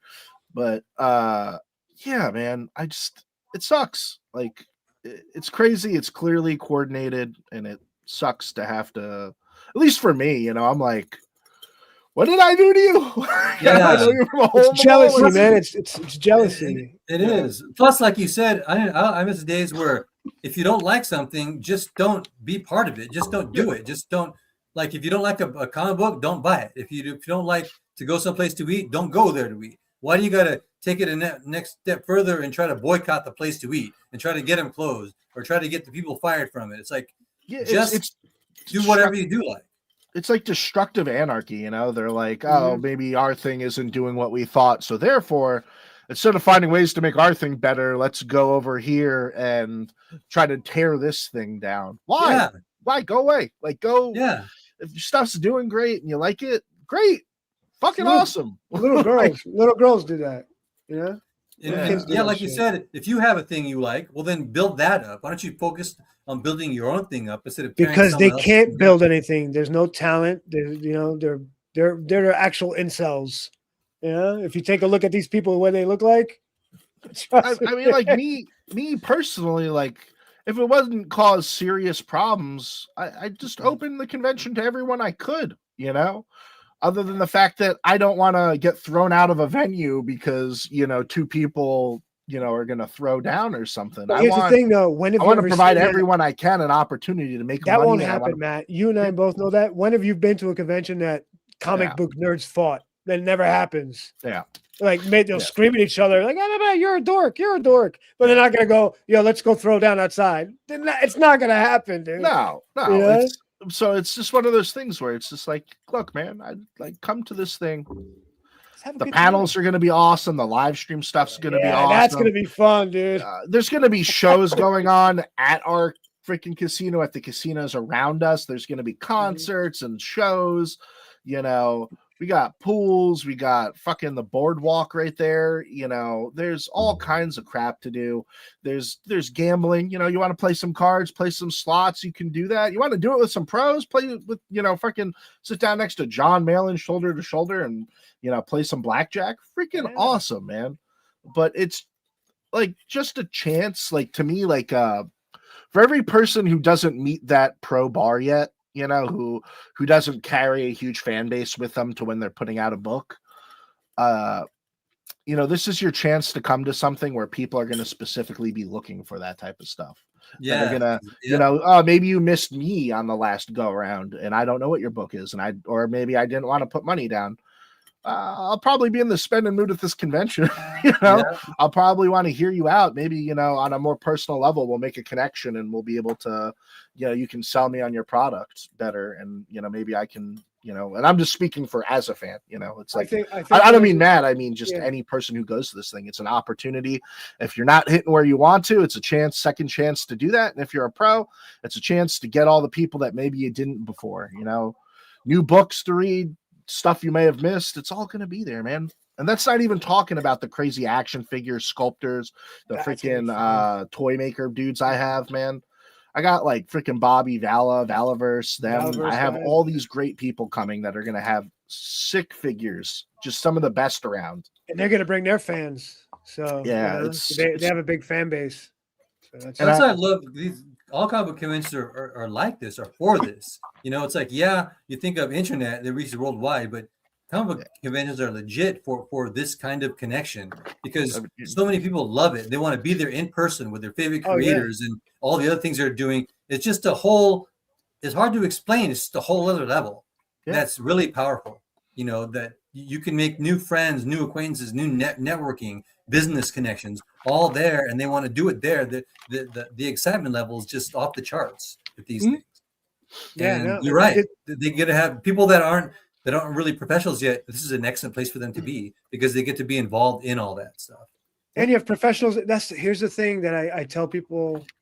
I've been in a lot of circles. You know, I've been in music forever. After that, you know, the chef thing. This scene. Where other scene that you know that professionals will help a nobody? Yeah. Name me one place. None. Nothing. You know, there's what you want to be an actor? You name me one fucking actor up and coming that's got a help from Robert De Niro, or hey, let me give you some tips, or here, let me help you. Dude, it is the opposite everywhere, man. Exactly. I have literally had an award-winning burger I made stolen by the chef I worked for, who I made it for, man. Oh, like man. When he was on Fox News. That's what happens in the chef world. You know that, dude. And I'm just like, I'm like, you don't have to give me credit, but you also don't have to make up a bullshit story. I made it for you in your restaurant working for you. Like, you could just be like, hey, man, me and my guys, you know, look at the shit we created. You know, R&D is fun work, though. I love that stuff. Yeah, you know, but instead he's like, yeah, I was here and I was doing a trip around the world and I was walking through the streets of Beijing and I thought, why not combine these two ingredients? I'm like, shut the fuck up.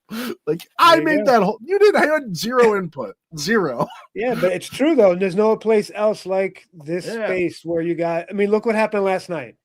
That's all I gotta say. Look what happened last night, dude. I mean, it's just I could message anybody, and I'm sure if they're not busy, they're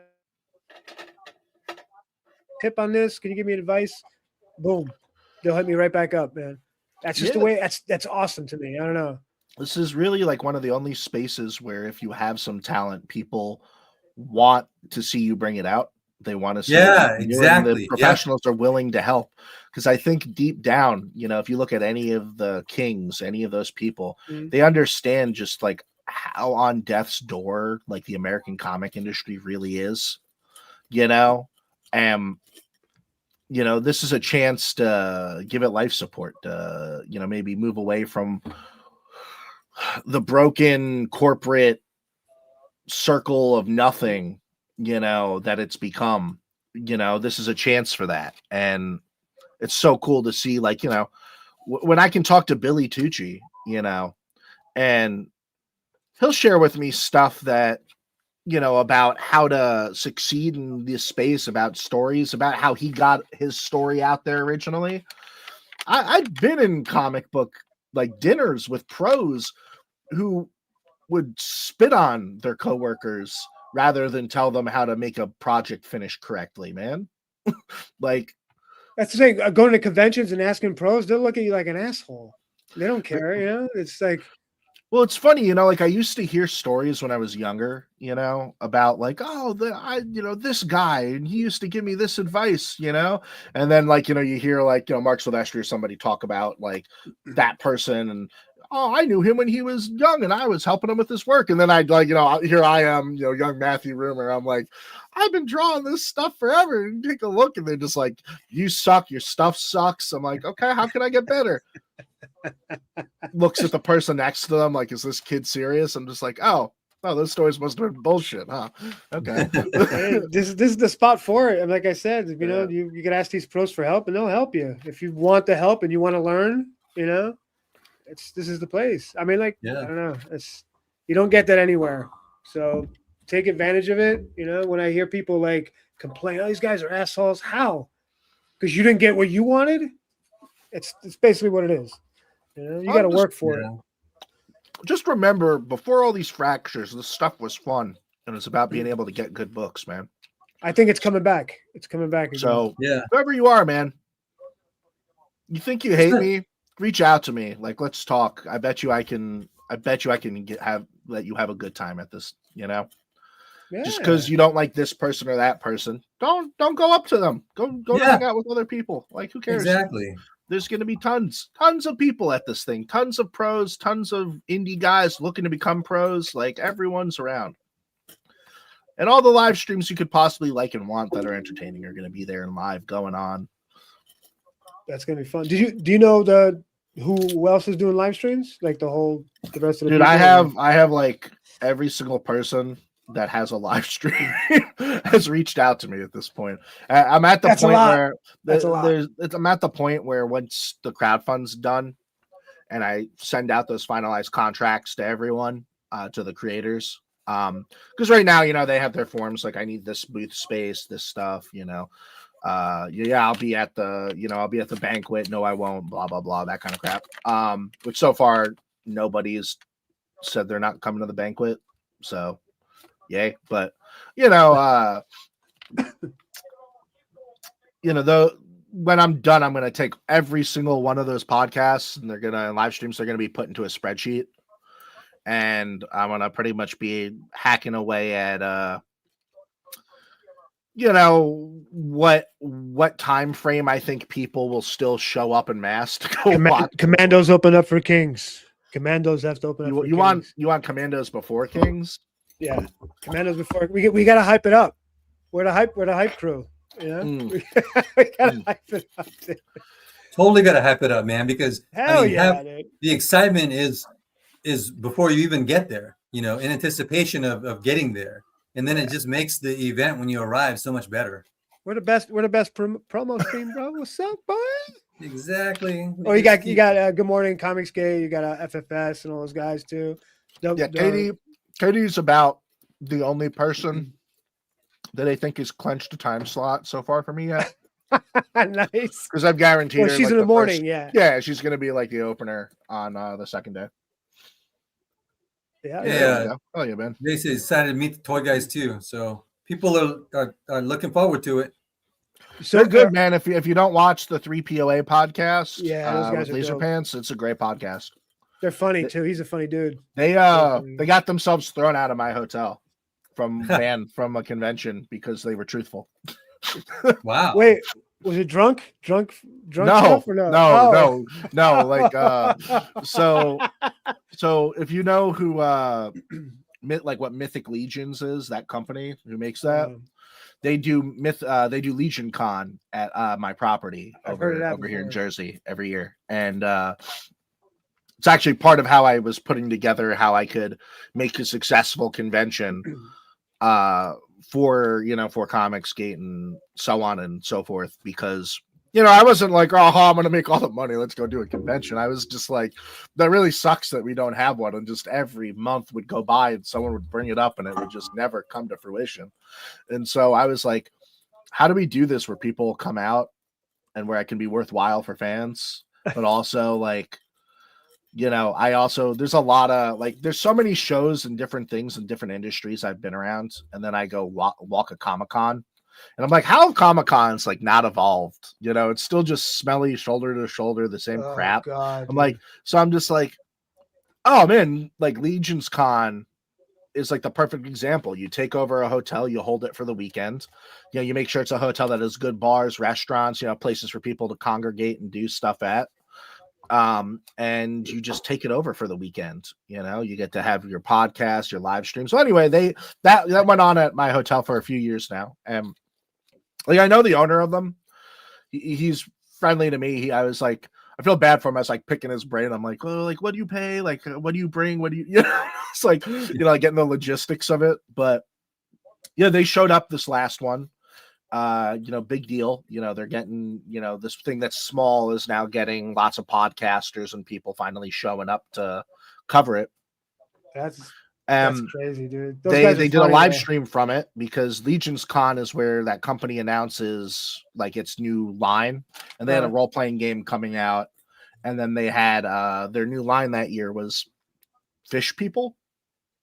Like I'm thinking about Fish Police. I'm sorry, the comic. No. I'm like, No. No, it's like you know, because it's all like dark fantasy. Like imagine the best way I can describe Mythic Legions to people who don't like it is imagine if you wanted hyper articulated Conan characters, but where you could design your own and make it look exactly like you wanted with the hyper detail you wanted, and that's them. It's like fully interchangeable, like film ready level characters and details. And so like when they come, like there's all these people who bring mods and build and like all these like great sculptors and painters and stuff, and people come to this thing and they're like putting together dioramas and all this crap and building it for their games. And so their new one, like their one last year was like fucking dragons like that were like this big, like all these customizable crazy dragons. And then the one this year was like mer people. And so I think their podcast title was something fishy's going on. They made a pun. And so they made jokes and they got kicked out of the con? He's like, he banned them. He's like, don't come back. That's a big con too. Yeah. Well, now there's a bigger one that's gonna be across the street where like I guess they left a bad taste. So they're doing Toy Expo USA or something like that, it's called. If you go to Laser Pants' X, he has the thing on it. But yeah, that's gonna be like right across the street. But them and like all their toy guys, like they're all coming. Like they go to Adeptagon too. I know that. That's like another big one. That's crazy, dude. They got kicked out of a toy.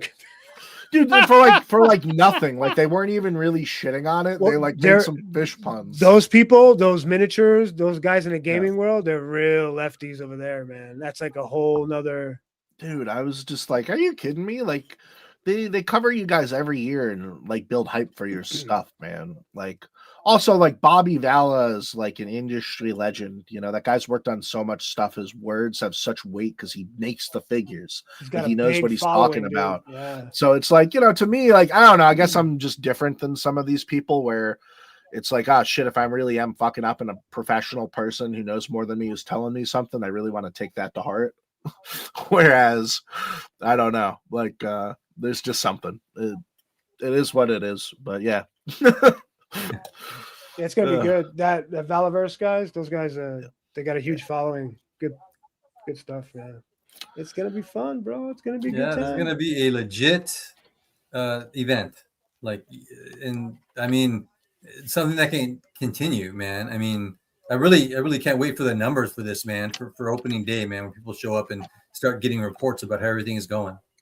Yeah, we got to blow this thing up, man. So I just got to get over this last hurdle of the conundrum of how do I give to the community that I'm doing this for before I do it to everybody else. You know, and it's like the only way is crowdfunded. I'm not like a great crowdfunding is new territory for me as in terms of business, like putting together a comic book's one thing. I know, I'm going to have quality. I'm going to have good writing. I know there's a formula for that, but like no one's really, honestly, if there was another way to do it, I would do it that way. But, I can't open my website up and be like, only CG people have access. So you're going to open the website as soon as the thing's done? Yeah. When the crowdfund closes, I'll put my website back out. And then this what everyone can scares buy me regular about tickets. Fund My Comics scares me because of this more than Indiegogo. Yeah, it's Luke. Luke is very helpful. Like I'll He tell him is, that. but it's only dude. him. It's only But him. it's like, it's like getting responses and being able to handle stuff is I want it to work, man. I really do. I like that. I like Luke. I mean, he's a nice guy and everything. So well, just like I'm like for me, I'm like putting this together, but also because I'm running around so much, I'm not able to be the one always putting it together. And so there's like little mistakes that I catch, because I'm not the one at the desk when they're doing it. And when I'm like, driving and looking at my phone, scrolling through, being like, yeah, that looks great.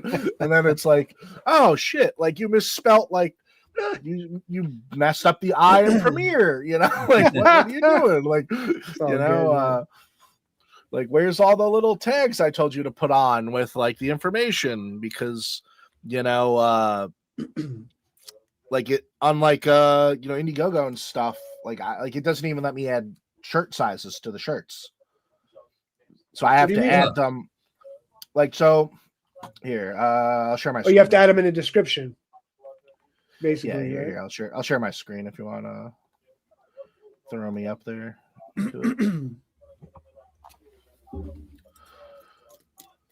Am I showing? You guys able to see it all? Right. Yeah. So when I'm like putting this t-shirt series together, there's no tabs for me to add in the creation to be like, oh, it's extra large, so I have to just be like, okay, when you get the messages from this, like email me what shirt size you want so that I can place the order, that kind of stuff. That's crazy. Yeah, I don't understand why. And then this apparently confused people. It scared the crap out of me. I woke up to that. I'm like, oh, with like, it's a placeholder. It's a placeholder image. It's not the final thing. It's just a placeholder image. Did you hear what Shane and everybody was saying? Dude, I was like mortified because I'm like, I've talked with everyone. Like, I only put that in because I was told to. What do we? It's all cleared up. I'm sure. No, I know. It was funny. It's funny as shit. I was like, no, it's not the way it is. I was like, what are? Oh man, like, it's like wrangling a freaking bunch of freaking hopped up monkeys. Sometimes, man, they're bouncing off the walls. I'm like, hey, can I get an answer? Thank you. Yeah, that's what happens, bro. That's what happens. It's all good. Yeah, and just to explain it, I mean, I put them in here for everyone to see, but this stuff isn't shipping out to you. When you buy a ticket with us, you'll get room rate code sent to you when this closes, which you can then use to book your stay at the hotel for very, very cheap compared to what it is. I think actually, yeah, there it is. Here's actually the breakdown. Like the regular prices on this hotel are varied, usually $250 to $400. But when you get that discount code, the first night's $108, second night's $166, and then the third night's only $76. like it comes out to like $352 or something total for your whole stay. Wow. It's for the whole weekend, you can pretty much stay at this place for a weekend for the price of one night at the Marriott. But you'll get that code to book your reservation with, and then when you show up, we'll have an administration table and sign-in table set. So you'll just come over there with your receipt code, and we'll grab your shirts and your glasses and your print, all of it on the spot for you. And so you'll come in, you'll get your lanyard from us, you'll get everything. We'll treat you right, and I'll get to shake your hand in person and thank you, and hand you all this awesome stuff. I want those shirts. That way no one tells me, oh shit, it didn't get to my house in time. What am I gonna do? There's none of that. Right, you're all gonna get it because it's gonna be there. You're the personal mailman. Yeah. Personal. That's gonna be legit, man. I know. Rosario can't wait to get there. Yeah, it's Dude, gonna be fun, that'll be man. great to see. Like I'm looking at so like Ethan does these things where every now and then he'll do like eating competition crap, or he'll just surprise someone with like really bad fast food and stuff. He'll be like, "Oh, I just got you." Well, actually, Chick-fil-A is not bad. I like Chick-fil-A, but like he did. I don't know if you saw, he did one with that horrible Big Arch burger. Listen, I tried it because I'm a huge. Yeah, I tried it the next day, man. It's Ugh. fucking gross, man. It's good, but it's like it's too much. First of all, I don't like raw onions on burgers or. I like raw onion. I just don't like fried onion on burgers unless it's an onion ring. Unless it's or caramelized, yeah. Because I don't like onions that are too thick. It's too. I don't know. I love either one, man. It's a chef thing, dude. Onion on the food. Oh, really? Just, of course, nobody's want to kiss you afterwards, but that's okay. You're there to eat, No, it's like weird because it's almost like they started to try to make a gourmet burger, then they just stopped. They're like, all right, we're gonna do double patties, like a smash burger with this different cheese, okay? And then it's like, and we're gonna hit them with the smash sauce. Well, I mean, it's just gonna be Big Mac sauce, but it's pretty much smash sauce. And then it's like, okay, and then it's like, and then we're just gonna fuck it. We'll just put the ingredients from. It was so wet. Like when Katie was eating it, was the same exact thing that happened to me. Yeah, no, it's foul. It was not good. I'm trying to eat as fast as I can. It just fell apart. I'm like, you know what? Never again, dude. But if I'm able, and Ethan does a panel after the convention floor shuts, we are gonna definitely, if they let me, if it's not too far out of it, we'll definitely do CG Kitchen while they're doing that, and then go surprise a panel with some like kick-ass food that we made on the spot. So you got to do that, man. Food goes with everything. I'll do Edition 20 minutes. Concerts, combo conventions. You got to have food. We could even just do, we could keep it to burgers. We could do like some. I'll dust off my bronze serving spoons, bro. Don't make me dust off my serving spoons and my plating spoons and my tweezers and shit like that. Yeah, I have a little roll pack of that next to my chef jackets that I haven't used forever. My shit's in storage, bro. Yeah, I know. It's just like I haven't touched it. Only my knives. That's it. Tweezers. But you got to have a burger that's not going to fall apart. It can't fall apart no matter how. You know what I miss? I miss steak burgers. I miss a steakhouse burger, bro. I want a steakhouse burger. Thick, medium rare steakhouse. Fuck your smash burger. I'm over smash burgers. Dude, I love smash burgers, but no one makes them right. Nobody makes them right, and everyone has one. In and out.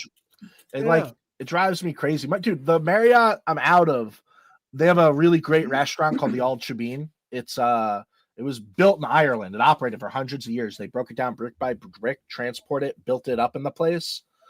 It's fucking awesome. It's literally like an ancient Irish pub.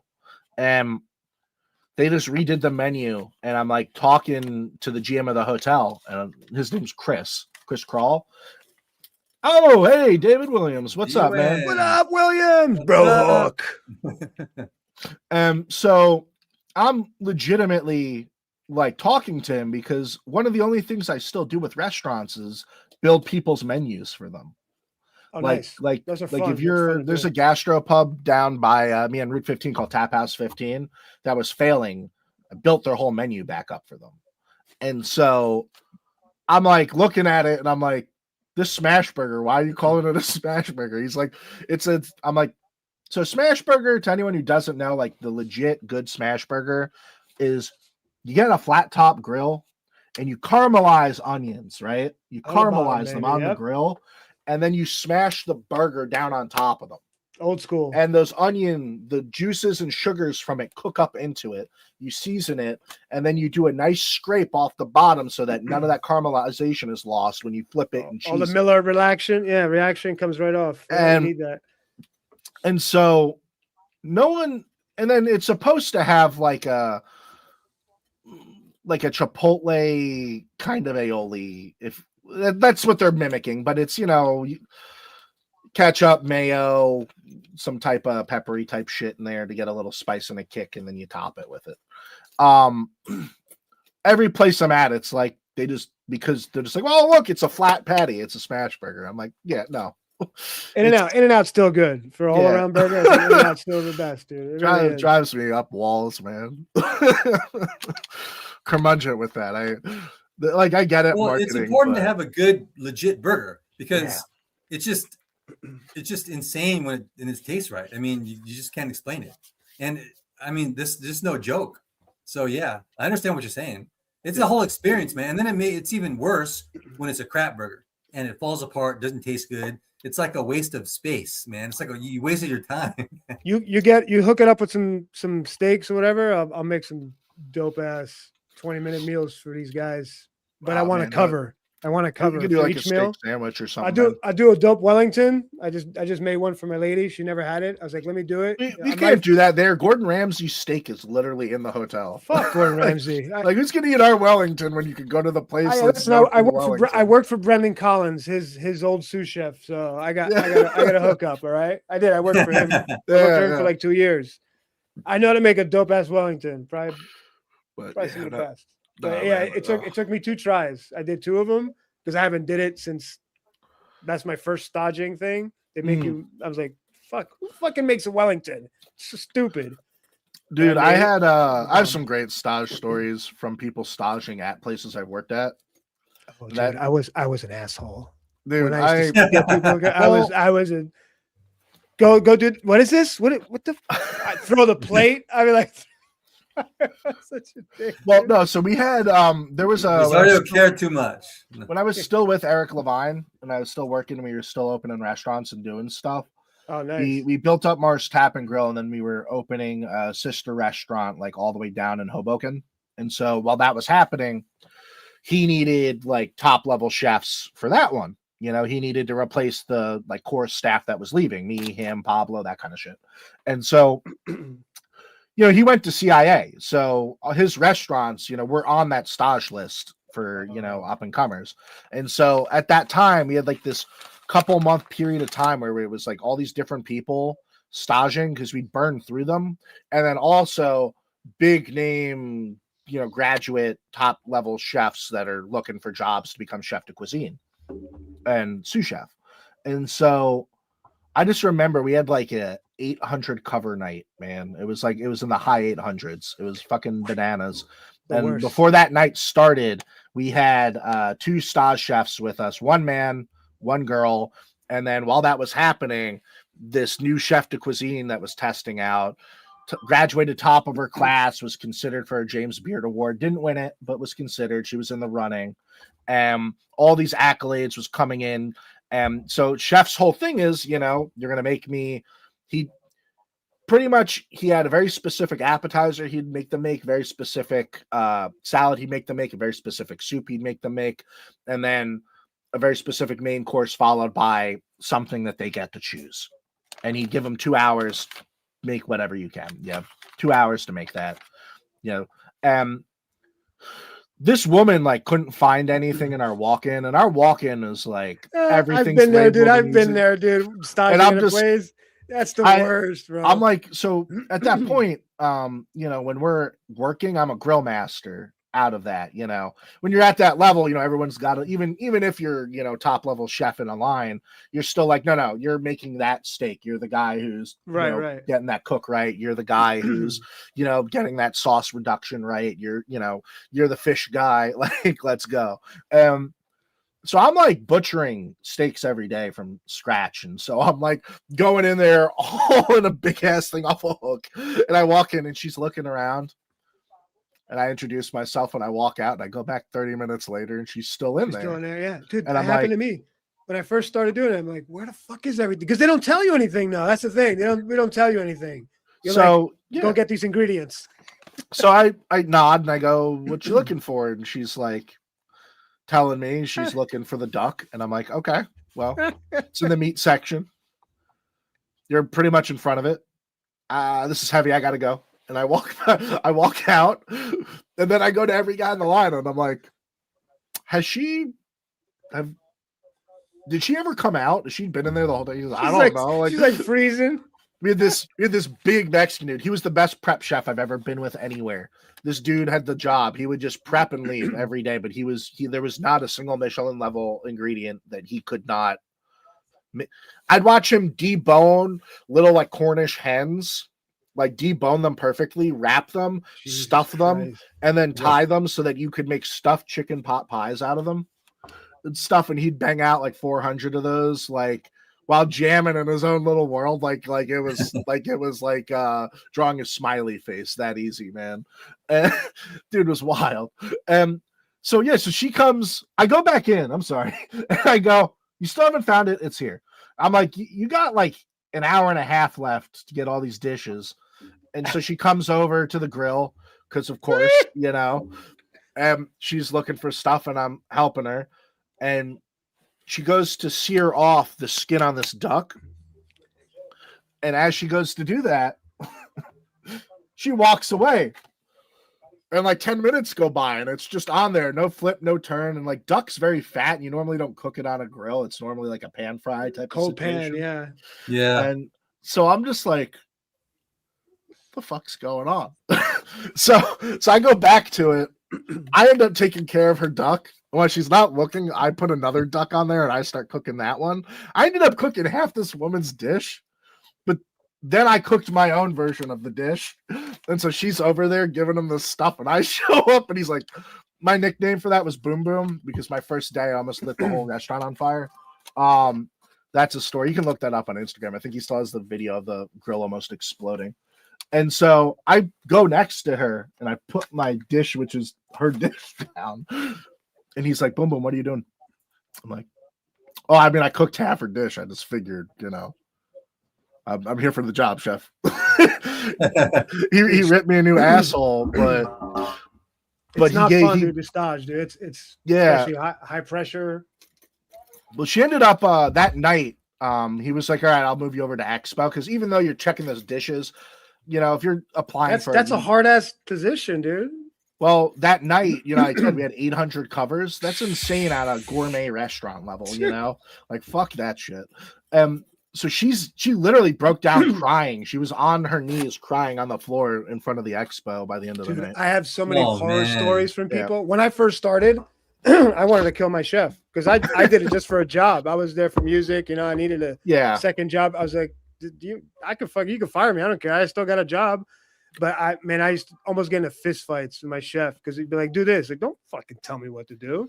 Who are you? And I didn't understand the etiquette. That's how they talk to people. I'm like, let's go outside. I was like, and I got fired and rehired. It was at Spago's. So the chef, they rehired me again because Wolfgang's brother liked me. He liked my attitude. Oh, wow. He worked from Jersey. He like had a restaurant there. And he's like, I like you from Jersey. He's like, yeah, I don't care. I just don't care, you know? And then when I got really serious into it, I understood like you had to not talk back to the chef because that's really bad. You know, especially if it's a chef that's like really high up. Yeah, I didn't care. I didn't give a shit. I'll fight. I was like, what? I'll fight you. I don't care. You fire me, motherfucker. Yeah. So that I became that guy. I became that asshole chef. No, dude, you get into it, man. I mean, like I think we were talking about the other day, you know, there's a flow state I look for in the kitchen. And if I can hit that flow state, there's like nothing better. If I see somebody in the weeds, if I see you're a stage person in the weeds, I let them stay there until they get out. You gotta figure out how to there's a point where like the best way I can like describe at least the flow state is like, you know, like when you get in the weeds and everything's just overwhelming and you just see like a billion tickets and you're just like, oh fuck, you know, and you almost for a second you don't know where everything is, and then there's like a moment that hits where you realize it doesn't fucking matter because you still just gotta cook it. And like when you realize that it doesn't matter, there's 50 million things, just make the next thing and go. You know, and just keep going. And you hit this flow state where all of a sudden you're just like, I have 15 steaks out and they're all in a line and I know what's going. And as I'm flipping the last one over here, I know I can move and flip the first one here. And you get into this rhythm. And like, you know, every kitchen I've worked in, we've had music. Yeah. Oh yeah.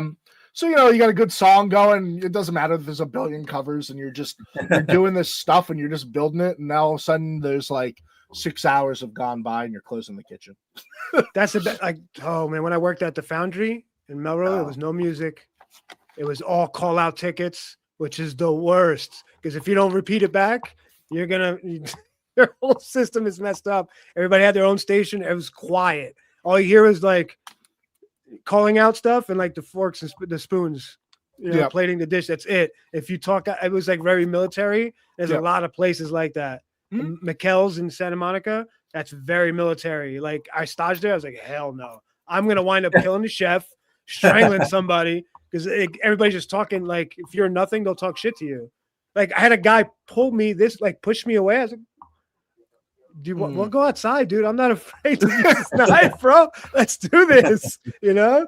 I messed, and then I became that guy, the asshole. But I only did it to people that sucked.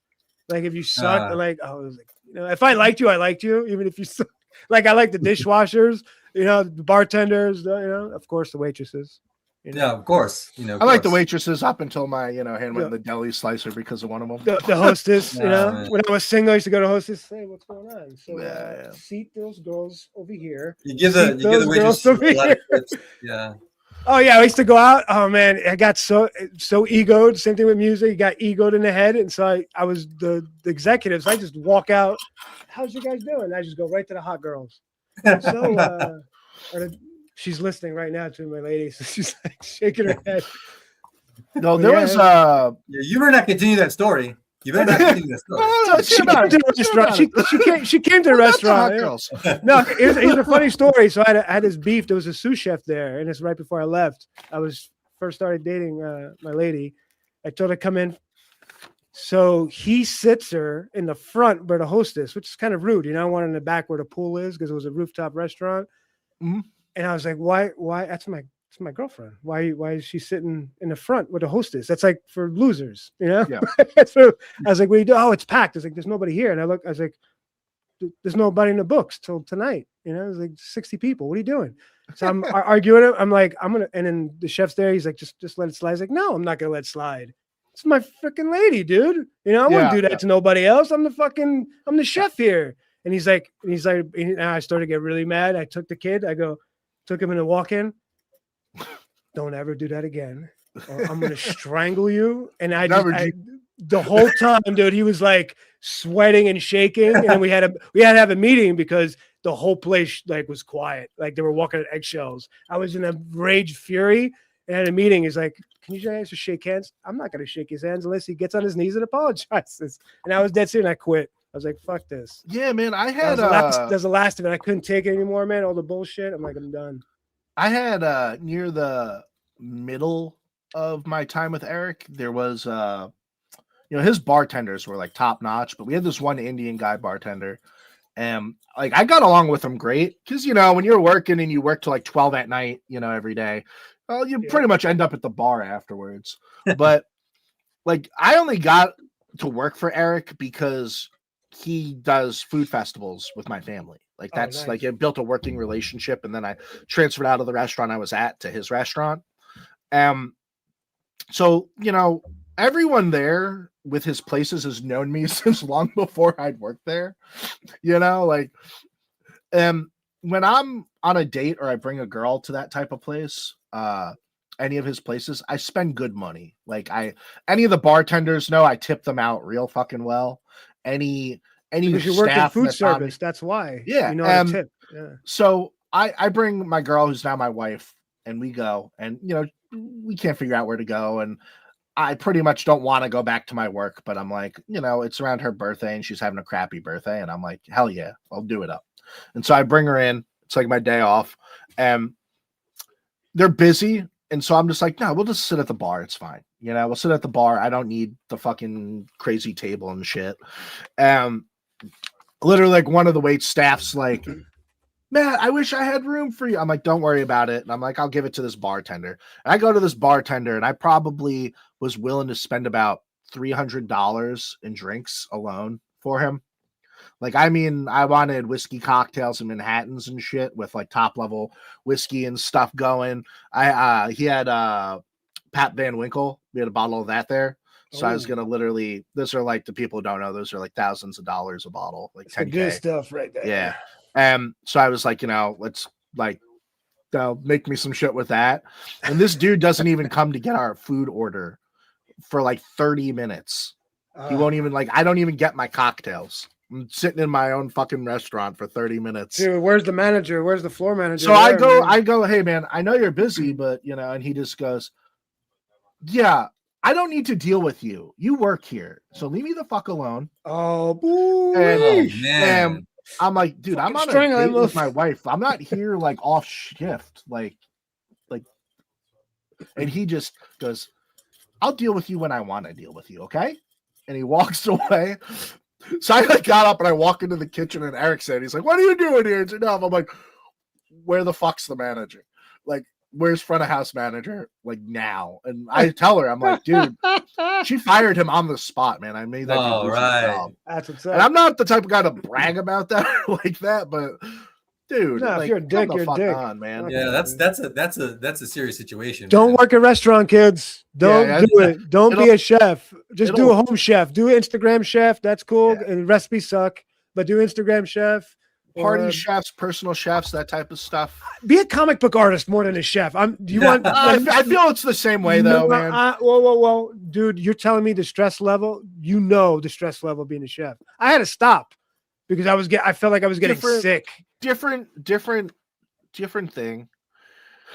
Comic books, you get the treachery. You know, you get the pay problems. You know, whether the people you're gonna work with are actually gonna hold up their end, and you kind of have to play babysitter to people. We talked about that in the Commandos. We had a big conversation with artists that about the Smetty thing, or we didn't get too into that, but more of like Yeah. the Stefani Renee and all that stuff.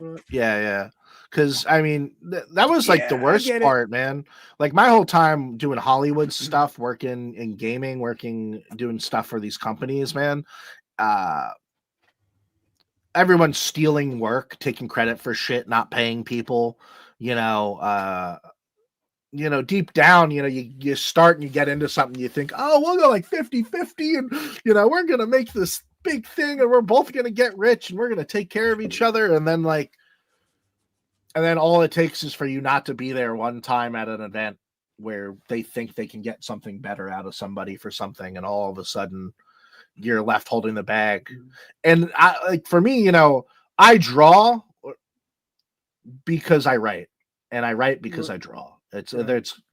There's stories in my fucking head, and whether I want to be able to turn them off or not, I fucking can't, man. I see it play out in my head like a fucking movie, like a little kid playing with their action figures. I see it. Okay. And it literally, I can pull it out of my ass with just about anything on the drop of a dime. And so I started drawing because I'd have these cool ideas and I needed to see them. I needed to see it come to fruition. I needed this thing, like it just needed to get the fuck out of me and onto paper, and then there's other times where I'm doodling and I draw and I'm like, this needs to be in a story, and there's just these moments where you're drawing and doing this stuff and working that way. So I was like, oh, I'm gonna do an artist thing, and then I couldn't get a reliable writer. I would not get scripts. They wouldn't take adjustments, and then I'd be like, well, okay, I'll just draw for whatever the fuck they come up with. I'll keep my mouth shut. I'll just do art. I'll keep the creative input to a minimum if it doesn't come out to picture, and composition. And then they would still fuck off and go away and not fulfill their shit, or just write something so terrible I couldn't even. Yeah, you're right. It's about the same as a lot of plagiarizing. So then I'd switch to being a writer, and I'd be like, no, fuck it. I know art. I'll go find the artist. And then I'd write a whole story out, it'd be great. Marvel method, whatever method they want, I'll do it. And, we'd be at conventions and, you got drinking with people and everyone's going, holy shit, what a great idea. What a great book. And then I'd just be like, hey man, when are you going to draw anything past what you drew this weekend? Yeah, that's how it is, man. I mean, what do you need? Payment? I'll pay you. Let's go. No response. Or every now and then you pay somebody and then you still get nothing. And, it just keeps happening. And in every possible way. You pay someone, you don't get something. They won't let you pay. They don't give you something. I have a an artist friend who's into comic books. We're not friends now, but a big black guy named Brian, he's in his 50s, and the dude draws like right out of Claremont X-Men, man. His art style, like he should have been, that's like his era too. Like I thought he had stuff from that book, and when I first saw him draw, because I met him through doing like nerd stuff, we would there's a D&D like game called Mutants and Masterminds. I heard that one. Yeah. And he would run games for it, and he'd draw everyone's characters. And so I'm like looking through these panels of like fully drawn, inked, lettered comic book panels and pages, on Bristolboard. And I'm thinking they're like Claremont X-Men stuff he bought. And then I realized that's the characters from the game. And, he tells me, he was an artist and he never made it because of X, Y, or Z. He had a lot of health issues. And so I'm like, dude, we live in the same area. Like, I have a book I've been trying to put together. And this was like back when I was doing art stuff, not when I got into cooking. I paid him like freaking $2,000, something like that. Nothing. You got nothing back. And he'd give me updates, little things, but nothing. He was supposed to come over to my place. We were supposed to meet up. I was going to make him dinner and stuff while he was over. And my wife at the time, well, my wife now, I just knew her at the time, and they were in the same friend group. I'm talking to her because I'm like, dude, he's like 2 hours late. What the fuck's going on? He's not answering his phone. And she goes, oh, yeah, he's playing Magic the Gathering at the card store. And I'm like, he said he was at his house. He's not working on your shit. He's at Magic. A grown-ass man in his 50s is lying to me. So the card store's 5 minutes from my house at the time. So I get in my car and I go over, and I'm not even looking to cause a fight. I'm just like, dude, what are you doing? And he looks at me like, oh, you found out. Like, and I'm like, dude, what's going on? And so he pulls out his artist stuff then and there. And so I'm like, all right, let's see what you made, I'm not even pissed at the time that he's like playing cards instead of being by me, because I'm expecting him to pull out artwork that he's been working on, because I've already sent him about 15 pages of script and story, like ready to go. Panel by panel breakdowns, all of it. And he pulls out the same concept art that we doodled in a diner like 2 months before that. And then I'm like, dude, where's the stuff? You said you were starting panels. He looks at me and he just goes, fuck you, motherfucker. And he literally, in the middle of the store, flips the whole gaming table over. The table we're at flips into the people behind him playing cards. Thank God I knew the owner, because they were going to call the cops. Like, he's throwing shit, knocking stuff off of shelves, kicking stuff, threw a fucking tantrum in this place. Just a giant baby, just threw a huge Jesus tantrum. Christ. And then stormed out, man. It's not the same as restaurants, but there's really just so much. Kind of the same shit. Either way, you don't want to be around some angry, pissed off dude for that. Yeah. But on that note, you're not going to catch that at the comic book convention in October, because it's going to be legit. So great job, Matt. But oh man, with all that stuff, I'm gonna have to let you guys go tonight. It ended up being a long evening, and it's actually, gosh, almost midnight over here. So I'm gonna let you guys go. You're like Pluto time over there. You're in what is it, Serbia or something now? Yeah, Serbia. I'm in a little place. My first time here. Let's go back, Serbia. Damn. Let's go back. Yeah, I think I've been practicing pronouncing that. Let's go Vats. It's supposed to be known worldwide for its barbecue, a Serbian barbecue. So, take some pictures, man, because I've won some awards when it comes to meat and grill master shit. That is legit my specialty. I am interested in that, man. Today I had what's called I think it's called a kurtsavica, and it's beef hamburger, or no, pork hamburger in the inside. No, beef hamburger in the inside. Pita? It's the filled pita with bread? cheese. Huh?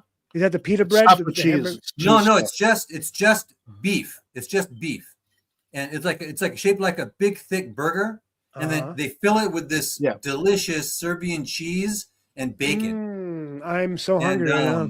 It's oh my gosh, it's delicious, man. It like melts in your mouth. It's so good, and you just eat it by itself. And on the side is salad, which their salad tonight was fresh onions and lettuce. Oh, and tomato. I'm like, just lettuce and onion. What the fuck?